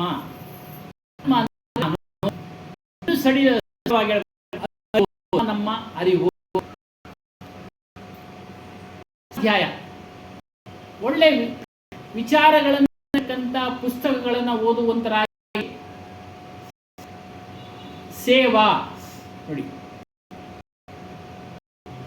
ಗುರುಗಳ ಸೇವೆ ಮಾಡಬೇಕು, ಆಶ್ರಮದ ಸೇವೆ ಮಾಡಬೇಕು, ಸಾಧ್ಯ ಮಾಡಿ. ಬಂಧುನೋ ಬಳಗನೋ ಸ್ನೇಹಿತನೋ ನಿಮ್ಗೆ ಅನುಕೂಲ ಇದ್ದರೆ ಮಾಡಿ. ಆದರೆ ಸೇವೆ ಮಾಡೋ ವಿಚಾರದಲ್ಲಿ ಹೋಗಿ ಸಿಕ್ಕಿ ಹಾಕ್ಕೊಳ್ಬೇಡಿ. ಇವಾಗೆಲ್ಲ ಭಾಳ ಕಷ್ಟ ಇದೆ. ನೀರು ಕೇಳಕ್ಕೆ ಬರ್ತಾರೆ, ನೀರು ಕೊಟ್ಟರೆ ಹಂಗೆ ಏನೋ ಇದು ಮಾಡಿಬಿಡ್ತಾರೆ. ಅಲ್ವೇನ್ರಿ ಸುರೇಶ್? ಹಾಂ ಅಲ್ವಾ? ಹಾಂ, ಕಷ್ಟ. ಬೀರಿಗಿಬಾರ್ದು, ಎಚ್ಚರಿಕೆ ಆಗಿ. ಏನು ದಯೆ ತೋರಿಸು ಅಂತೇಳಿ ಅವರೇ ನೀರು ಕೊಡಕ್ಕೆ ಹೋಗ್ಬೇಡಿ. ಭಾಳ ಕಷ್ಟ. ಮಕ್ಕಳನ್ನೆಲ್ಲ ತೆಗೆದು ಬಿಡ್ತಾರೆ. ಅದೆಲ್ಲ ಹುಷಾರಾಗಿ ಇರಬೇಕು. ಸೇವೆ ಎಲ್ಲಿ ಮಾಡಬೇಕೋ ತಿಳ್ಕೊಂಡು ಮಾಡಿ. ತನು ಮನ ಧನ. ಆಶ್ರಮ ಇರೋದು ಅಂದರೆ ಎಲ್ಲ ಭಕ್ತರಿಂದಲೇ, ಆಗಲಿಂದ ಹಿಡಿದು ಈಗಲೂ ಭಕ್ತರೇ. ವಿವಿರಾಜ್ ಶೆಟ್ಟಿ ಯಾರು, ಮುನ್ನಾಗಪ್ಪ, ಇವರೆಲ್ಲ ಫಂಡ್ ಇಟ್ಟುಬಿಟ್ಟಿದ್ದಾರೆ. ಇನ್ನೂ ಕೆಲವರೆಲ್ಲ ಇಟ್ಟಿದ್ದಾರೆ. ಅದನ್ನು ಬಂದಂಥ ಹಣದಲ್ಲಿ ಅನ್ನದಾನ, ಪೂಜೆ ಪುನಸ್ಕಾರ, ಸಾಧು ಸಂತರ ಸೇವೆ ನಡೀತಾ ಇದೆ. ಎಲ್ಲ ಭಕ್ತರಿಂದಲೇ ನಡಿಬೇಕು ಸೇವೆ. ಈ ಸೇವೆ ಮಾಡ್ತಾ ನಮ್ಮ ಒಂದು ಮನಸ್ಸು ಬದಲಾವಣೆ ಕೇಳ್ತಾ ಕೇಳ್ತಾ ಸೇವೆ ಮಾಡ್ತಾ ಎಲ್ಲ ಆಗೋದಿಲ್ಲ. ಅದಕ್ಕೆ ಸೇವೆಗೆ ಅವರು ಆದ್ಯತೆ ಕೊಟ್ಟಿದ್ದಾರೆ. ಮನೋನಿಗ್ರಹ, ಆಗಲೇ ಹೇಳ್ದಂಗೆ ಮನಸ್ಸು ನಿಗ್ರಹ ಮಾಡ್ಕೊಳ್ಳಿ. ಈ ವಿಚಾರಗಳೆಲ್ಲ ಎಲ್ಲಿ ಬರುತ್ತೆ ಅಂತ ಅಂದರೆ ಸತ್ಸಂಗದಲ್ಲಿ ಬರುತ್ತೆ. ತಿಳಿಸ್ತಾ ಇರ್ತಾರೆ, ಈ ರೀತಿ ಇರಬೇಕು, ಈ ರೀತಿ ಇರಬೇಕು. ವಿದ್ಯಾರ್ಥಿಗೆ ಪಾಠದ ವಿವರಗಳನ್ನು ಹೇಳ್ತಾ ಇದ್ರೇ ಅವನು ಪರೀಕ್ಷೆಯಲ್ಲಿ ಪ್ರಶ್ನೆಗೆ ಉತ್ತರ ಬರೆಯೋದಕ್ಕೆ ಸಾಧ್ಯ. ಈ ಸಾಧಕನಿಗೂ ಅಷ್ಟೇ ಪರೀಕ್ಷೆ ಹೇಗೆ ಆಗಲೇ ಹೇಳಿದ್ವಲ್ಲ, ನಿಂದೆ ಇರ್ತಾರಲ್ಲ, ಆಗ ಪರೀಕ್ಷೆ ಸಮಯ ಅಂತ ತಿಳ್ಕೊಳ್ಳಿ. ನಮಗೆ ಅಣಗಿಸ್ತಾರೆ. ಪರೀಕ್ಷಾ ಸಮಯ ಅಂತ ತಿಳ್ಕೊಂಡು ಸೈಲೆಂಟ್ ಆಗಿರಿ, ಸೈಲೆಂಟ್ ಆಗಿ ಇರಿ. ಮೌನ ಅದೇ ಮನೋನಿಗ್ರಹ ಮಾಡಬೇಕು. ಆಗ್ಲೇ ಹೇಳಿದ್ವಲ್ಲ, ಲೌಕಿಕ ವಸ್ತುಗಳ ಆಸೆಗಳಿಂದ ಸಾಧ್ಯವಾದಷ್ಟು ದೂರ ಇರಿ. ಲೌಕಿಕ ಅಂದರೆ ಹೊರಗಡೆ ಸಿಗತಕ್ಕಂಥದ್ದು. ನಮ್ಮ ಕೈಗೆ ಇಟ್ಕೋದಿಲ್ಲ, ನಾವು ಅದ್ರ ಮೇಲೆ ಆಸೆ ಪಟ್ಟರೆ ಏನು ಪ್ರಯೋಜನ? ಚಿನ್ನದ ಬೆಲೆ ಎಷ್ಟಾಗ್ಬಿಟ್ಟೈತ್ರಮ್ಮ? 14,000 16,000 ಆಗ್ಬಿಟ್ಟಿದೆ. ತಗೊಳಕ್ಕೆ ಆಗೋದಿಲ್ಲ, ಆಸೆ ಪಟ್ಟರೆ ಏನು ಪ್ರಯೋಜನ ಅಲ್ವಾ? ನಮ್ಮ ಪ್ರಾರಬ್ಧದಲ್ಲಿ ಇಲ್ಲ ಅಂತೇಳಿ ಅದನ್ನ ಬಿಟ್ಬಿಡೋದು ಸುಶೀಲಮ್ಮನವರೇ ಅಲ್ವಾ? ನಮ್ಮ ಪ್ರಾರಬ್ಧದಲ್ಲಿಲ್ಲ ಅಷ್ಟೇ.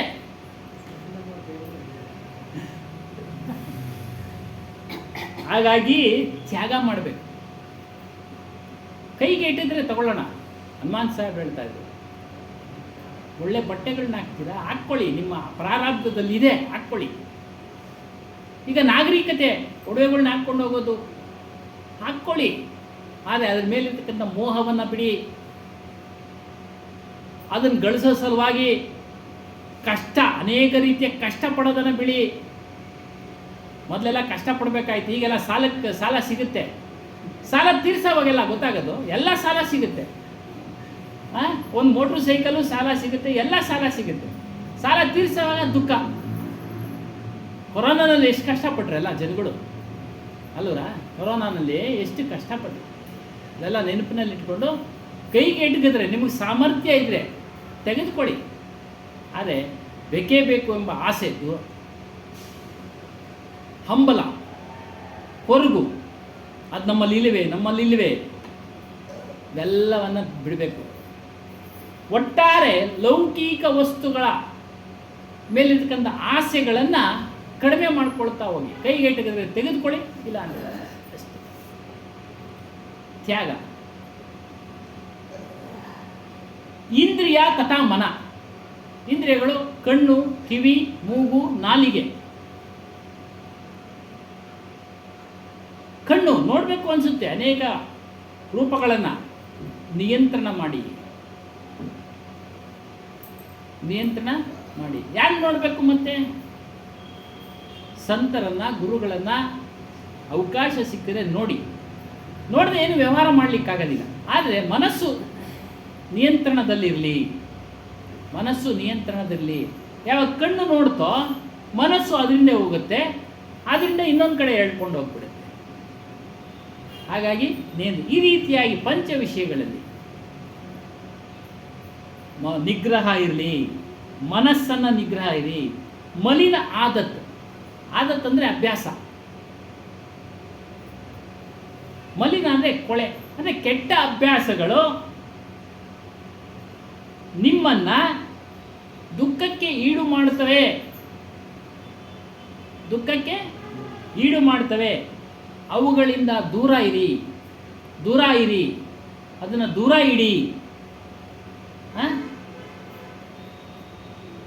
ಈ ಎಲ್ಲ ವಿಚಾರಗಳು ಮಾಡೋದಕ್ಕೆ ಕಷ್ಟ ಆಗತ್ತೆ.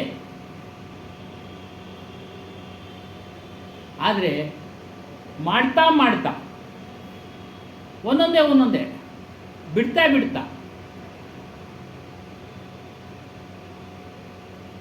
ನಿಮಗೆ ನಿಮ್ಮ ಮನಸ್ಸು ವಶ ಆಗತ್ತೆ. ಕೃಷ್ಣನು ಅದೇ ಹೇಳೋದು. ಮನಸ್ಸು ಚಂಚಲ, ಕೃಷ್ಣ ಪರಮಾತ್ಮ ಇದನ್ನು ಹೇಗೆ ನಾನು ನಿಗ್ರಹ ಮಾಡಲಿ?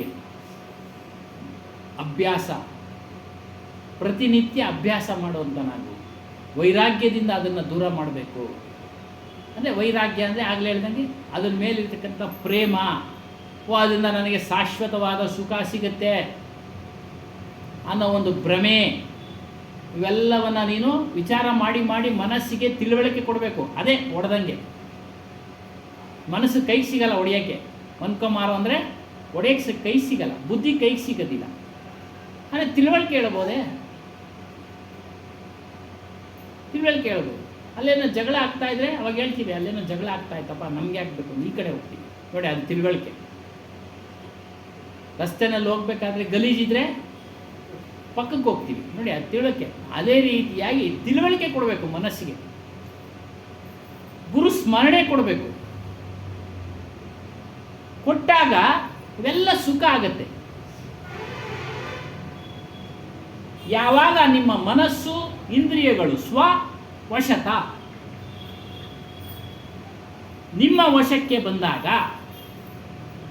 ಅಚಲ್ ಸುಖ ಮಿಲೇಗ. ಅಚಲ್, ಚಲ್ ಅಂದರೆ ಓಡಾಡೋದು, ಅಚಲ್ ಅಂದರೆ ಅಲುಗಾಡದೇ ಇರೋದು.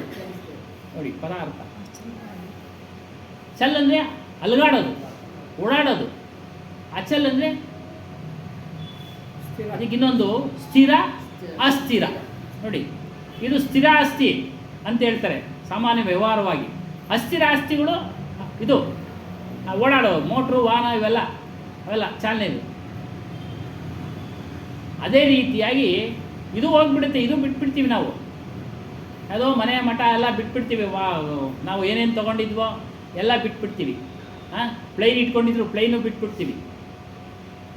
ಎಲ್ಲ ಬಿಟ್ಟು ಹೋಗ್ಬೇಕಾಗತ್ತೆ. ಆದರೆ ನಾವು ಬಿಡದೇ ಇರತಕ್ಕಂಥ, ನಮ್ಮನ್ನು ಬಿಟ್ಟು ಹೋಗದೇ ಇರತಕ್ಕಂಥ ಸುಖ ಸಿಕ್ಬಿಡುತ್ತೆ. ಅಚಲ ಸುಖ ಮಿಲೇಗ. ನಿಮ್ಮನ್ನು ಯಾವತ್ತೂ ಬಿಡೋದಿಲ್ಲ. ನೀವು ಒಂದ್ಸರಿ ಅದು ಗಳಿಸಿ ಜೀವನ ಪರ್ಯಂತ ಅದನ್ನು ಅನುಭವಿಸ್ತಾ, ಅದರ ಅನುಭವ ಪಡೀತಾ ನಿಮ್ಮ ದೇಹ ಹೊರಟೋದ ಮೇಲೆ ಆಗಲೂ ಸಹ ಇರುತ್ತೆ ಆ ಸುಖ. ಬದುಕಿರುವಾಗ ಅದ್ರ ಸುಖನ ಅನುಭವಿಸ್ಬೋದು, ದೇಹ ಹೋದ್ಮೇಲೂ ಸಹ ಅದ್ರ ಸುಖ ಇದೆ. ಅದು ಮಿಲೇಗ. ಬಿನಾ ಸೇವೆಗೆ ಮೇವ ನಹಿ ಮಿಲೇಗ. ನೋಡಿ, ಕಷ್ಟಪಡದೆ ಇದು ಸಿಗೋದಿಲ್ಲ. ಬಿನಾ ಸೇವಾ ಅಂದರೆ ಕಷ್ಟ. ಸೇವೆ ಮಾಡಿದ್ರೆ ಆಶ್ರಮಗಳಲ್ಲಿ ಒಂದಿನ 2 ದಿನ ಊಟ ಹಾಕ್ತಾರೆ ಅಲ್ಲೇನಮ್ಮ, ಆಮೇಲೆ ಅಲ್ಲೂ ಕೆಲಸ ಮಾಡಬೇಕು. ಹೋಗಿ ಅಲ್ಲಿ ನಾನು ಇದ್ಬಿಡ್ತೀನಿ ಊಟ ಹಾಕ್ತಾರೆ ಅಂತ ಇದ್ದರೆ 1 ದಿನ 2 ದಿನ 3 ದಿನ 1 ವಾರ ನೋಡ್ತಾರೆ, ಕೇಳ್ತಾರೆ ಏನಪ್ಪ ಸಮಾಚಾರ, ಮನೆ ಬಿಟ್ಟು ಬಂದಿದ್ದೀನಿ ಅಂದರೆ ಒಂದು ಕೆಲಸ ಮಾಡು, ಊಟ ಮಾಡು, ಅಷ್ಟೇ, ಮುಗೀತು. ಎಲ್ಲ ಆಶ್ರಮಗಳಲ್ಲೂ ಅಷ್ಟೇ. ಎಲ್ಲಿ ಹೋಗಿ ಸೇರ್ತೀರಾ ಅಲ್ಲಿ. ವೃದ್ಧಾಶ್ರಮಗಳು ಅಂತ ಇದ್ದಾವೆ, ಅವು ವೃದ್ಧರು ಏನು ಮಾಡಲಿಕ್ಕಾಗೋದಿಲ್ಲ ಅಂತ ಯಾರೋ ಡೊನೇಷನ್ ಕೊಡ್ತಾರೆ, ಸೇರಿಸೋರ ಹತ್ರ ತೊಗೊಳ್ತಾರೆ, ಅವ್ರು ಊಟಕ್ಕೆ ಹಾಕ್ತಾರೆ. ಗಟ್ಟಿಮುಟ್ಟಿ ಇರುವಾಗ ಯಾರೂ ಸಹ ನಿಮಗೆ ಉಚಿತವಾಗಿ ಊಟ ಕೊಡೋದಿಲ್ಲ. ಉಚಿತವಾಗಿ ಯಾವ ಆಶ್ರಮಗಳಲ್ಲೂ ಕೊಡೋದಿಲ್ಲ.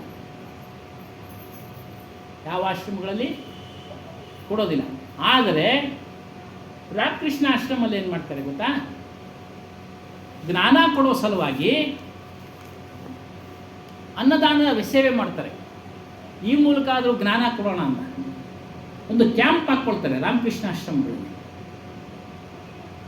3,000 ಖರ್ಚಾಗೋದಿದ್ರೆ 3 ದಿನಕ್ಕೆ ಯಾರು ಇಷ್ಟಪಡ್ತಾರೋ ಆ ಕ್ಯಾಂಪಿಗೆ ಸೇರ್ಕೊಳ್ಳೋಕ್ಕೆ ಅವ್ರ ಕಡೆಯಿಂದ 1,500 ಕಲೆಕ್ಟ್ ಮಾಡ್ತಾರೆ. 3 ಹೊತ್ತು ಊಟ ವಸತಿ ಎಲ್ಲ ಕೊಡ್ತಾರೆ. 3 ದಿನ ಒಂದೊಂದು ಕ್ಯಾಂಪು. ಅವರಿಗೆ ಆತ್ಮವಿಚಾರವನ್ನು ತಿಳಿಸ್ತಾರೆ.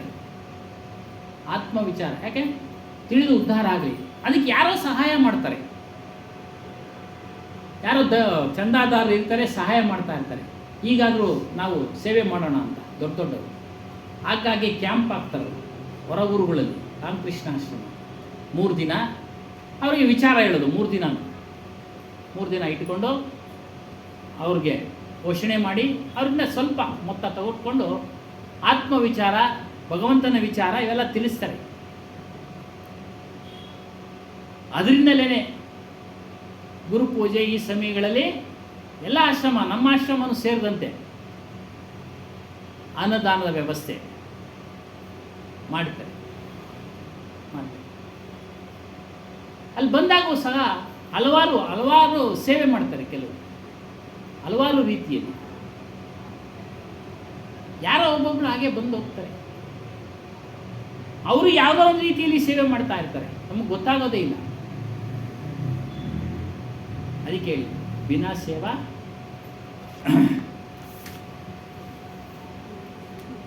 ಸೇವಾ ಮೇವ ನಹಿ ಮಿಲ್ತ. ಅಂದರೆ ವ್ಯಾವಹಾರಿಕವಾಗಿ ಅರ್ಥ ಮಾಡ್ಕೊಳ್ಳೋದಾದರೆ ನಾವು ಕಷ್ಟಪಟ್ಟು ದುಡಿದ್ರೆ ಸಹ ನಮಗೆ ಊಟ. ಅದೇ ರೀತಿ ಆಧ್ಯಾತ್ಮಿಕದಲ್ಲೂ ಸಹ ಸೇವೆ ಇತ್ಯಾದಿಗಳನ್ನು ಮಾಡಿದ್ರೆ ನಮಗೆ ಫಲ ಸಿಗುತ್ತೆ.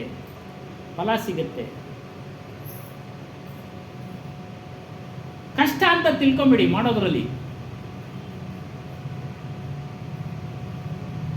ಮಾಡ್ತಾ ಅದರಲ್ಲಿ ಆನಂದ ಸಿಗುತ್ತೆ. ಅದರಲ್ಲಿ ಆನಂದ ಸಿಗುತ್ತೆ.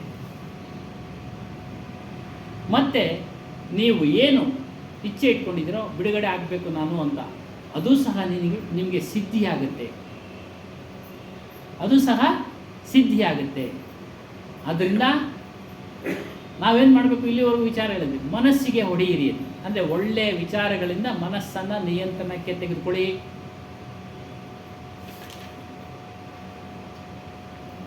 ಮತ್ತು ವಿರೋಧಿಗಳು ನಿಂದನೆ ಮಾಡಿದ್ರೆ, ಅಣಕಿಸಿದ್ರೆ, ಸಾಧಕನು ಎಲ್ಲರಿಗೂ ಒಳ್ಳೆಯದೇ, ಅದಕ್ಕೆ ಸ್ಪಂದಿಸಬೇಡಿ. ಸ್ಪಂದಿಸಿದ್ರೆ ಮನಸ್ಸು ಕೆಟ್ಟೋಗುತ್ತೆ. ಸದ್ಗುರುಗಳಲ್ಲಿ, ಸಂತರಲ್ಲಿ, ಒಳ್ಳೊಳ್ಳೆ ಸದ್ಗುರುಗಳಲ್ಲಿ ವಿಚಾರ ಮಾಡಿ ಅವರಿಗೆ ಗೌರವ, ಭಕ್ತಿ, ಪೂಜೆ, ಪುನಸ್ಕಾರ ಮಾಡಿ. ನಿಮ್ಮ ಕೈನಲ್ಲೇ ಎಷ್ಟಾಗುತ್ತೋ ಅಷ್ಟು. ಮತ್ತು ಆಧ್ಯಾತ್ಮ ಪ್ರಗತಿ ಆಗಬೇಕಾದ್ರೆ ಶ್ರಮ ಪಡಬೇಕು. ಇವತ್ತು ಹಬ್ಬ ವಿಶೇಷವಾಗಿ ಸಾಕಷ್ಟು ಜನ ಬಂದಿದ್ದಾರೆ ನೋಡಿ, ಇದು ಶ್ರಮನೇ. ಸಮಯಕ್ಕೆ ಸರಿಯಾಗಿ ಬಂದ್ಬಿಟ್ರೆ ಇನ್ನೂ ಎಲ್ಲ ಹೆಚ್ಚಿನ ಶಬ್ದಗಳು ಸಿಗ್ತವೆ ಅಲ್ಲೇನಮ್ಮ. ಇನ್ನೇನೊಂದು 10 ನಿಮಿಷ ಇದ್ದಂಗೆ ಬರೋದು ನೋಡಿ. ಶ್ರಮ ಇಲ್ಲೂ ಹಾಕಬೇಕು. ಒಳ್ಳೊಳ್ಳೆ ವಿಚಾರಗಳು ಸಿಗೋ ಕಡೆ ಸಮಯಕ್ಕೆ ಸರಿಯಾಗಿ. ಸಿನಿಮಾಗೆ ಲೇಟಾಗಿ ಹೋಗಿ ಏನೂ ಆಗೋದಿಲ್ಲ, ಇನ್ನೊಂದು ಕಡೆ ಇನ್ನೊಂದು ಸರಿ ನೋಡ್ಬೋದು. ನೋಡೋ ಇಚ್ಛೆ ಇರೋದು. ಹಾಗಾಗಿ ಸತ್ಸಂಗಕ್ಕೆ ಸಮಯಕ್ಕೆ ಸರಿಯಾಗಿ ಬನ್ನಿ ಅಂತ ಕೇಳ್ಕೊಳ್ತೀವಿ ನಾವು. ನಿಮಗೆ ಒತ್ತಾಯ ಮಾಡ್ತಾ ಇಲ್ಲ. ಸಾಧ್ಯವಾದರೆ ಪ್ರಯತ್ನ ಮಾಡಿ. ಆದರೆ ಬರೋದಂತೂ ನಿಲ್ಲಿಸ್ಬೇಡಿ. ಇವತ್ತು ಹೇಳ್ಬಿಟ್ಟವ್ರಪ್ಪ ಒಂದು 10 ನಿಮಿಷ ಇದ್ದಂಗೆ ಹೋಗ್ತೀವಿ ಅಂತ, ಹೋಗೋದೇ ಬೇಡ ಅಂತ ನಿಲ್ಲಿಸ್ಬೇಡಿ. ಆ 10 ನಿಮಿಷಕ್ಕೂ ಬನ್ನಿ, ಬಿಡಬೇಡಿ. ಆ 10 ನಿಮಿಷ ಇದ್ರೂ ಬನ್ನಿ, ಕೊನೆ ಸಮಯ ಇದ್ರೂ ಬನ್ನಿ, 1 ನಿಮಿಷ ಇದ್ರೂ ಬನ್ನಿ. ಒಂದು ಸೇರಿದ್ರೆ 2 ಆಯ್ತು, 2 ಹಂಗೆ ಸೇರ್ತಾ ಸಿಕ್ಬಿಡುತ್ತೆ. ಹನಿ ಕೂಡಿದ್ರೆ ಹಳ್ಳ. ಒಳ್ಳೆ ಗಾದೆಗಳು ಇಟ್ಕೊಂಡಿದ್ದೀರಾ, ಚೆನ್ನಾಗಿದೆ. ನೀವು ನೆನಪಿಟ್ಕೊಂಡಿದ್ದೀರಾ, ಸಣ್ಣ ಹುಡುಗರಲ್ಲಿ ಹೋಗಿಲ್ಲ. ಹನಿ ಕೂಡಿದ್ರೆ ಹಳ್ಳ. ಹಾಗಾಗಿ ಹನಿ ಸೇರ್ತಾ ಹಳ್ಳ ಆಗುತ್ತೆ. ಅದೇ ರೀತಿಯಾಗಿ ಒಂದೊಂದು ಶಬ್ದಗಳನ್ನು ಕೇಳ್ತಾ ನಾವು ಜ್ಞಾನಿಗಳಾಗ್ತೀವಿ. ಹನುಮಾನ್ ಸಾಹೇಬ್ಗಳು ಎಂಥ ಮೂರ್ಖನೂ ಸಹ ಪ್ರತಿನಿತ್ಯ ಸತ್ಸಂಗ ಮಾಡ್ತಾ ಅವನು ಜ್ಞಾನಿ ಆಗಿಬಿಡ್ತಾನೆ. ಆದರೆ ದೃಢವಾದ ಸಂಕಲ್ಪ ಬೇಕು. ಹಾಗಾಗಿ ನಮಗೆ ಸತ್ಸಂಗವನ್ನು ಕೇಳತಕ್ಕಂಥ ಅವಕಾಶವನ್ನು, ಆತ್ಮ ಉದ್ಧಾರದ ಮಾರ್ಗವನ್ನು ಸದ್ಗುರುಗಳು ಹನುಮಾನ್ ಸಾಹೇಬರು ನಮಗೂ ನಿಮಗೂ ದಯಪಾಲಿಸಲಿ, ಕಬೀರ್ ಸಾಹೇಬರು ದಯಪಾಲಿಸಲಿ ಅಂತ ಹೇಳ್ತಾ ಈ ದಿನ ಸತ್ಸಂಗ ಕಾರ್ಯಕ್ರಮವನ್ನು ಇಲ್ಲಿಗೆ ಮುಕ್ತಾಯ ಮಾಡೋಣ. बोलिए श्री सतनाम आदि कबीर साहेब की जय, सद्गुरु श्री हनुमान साहेब की जय, गुरु माता जी की जय, सर्व संत महंत की जय. जय सत्य कबीर सतनाम सत सुकृत सतरत हतकामी साहेब सतरत हतकामी विगत कलेश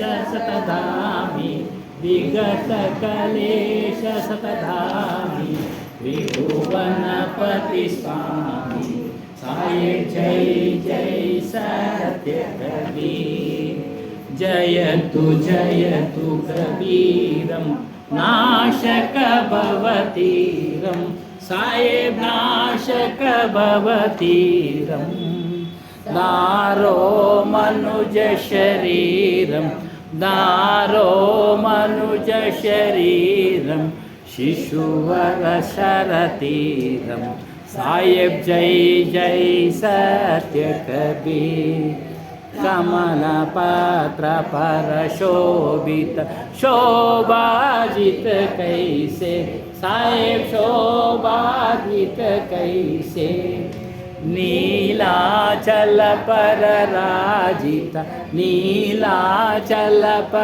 राजित मुक्तामणि जैसे साहेब जय जय सत्य कबीर परम मनोहर रूपम प्रमुदित सुख राशि साहेब प्रमुदित सुख राशि अति अभिनव अविनाशी अति अभिनव अविनाशी काशीपुरवासी साहेब जय जय सत्य कबीर हम सब वारण कारण प्रकटे तनधारी साहेब प्रकटे तनधारी पारक रूप विहारी पारक रूप विहारी अविचल अविकारी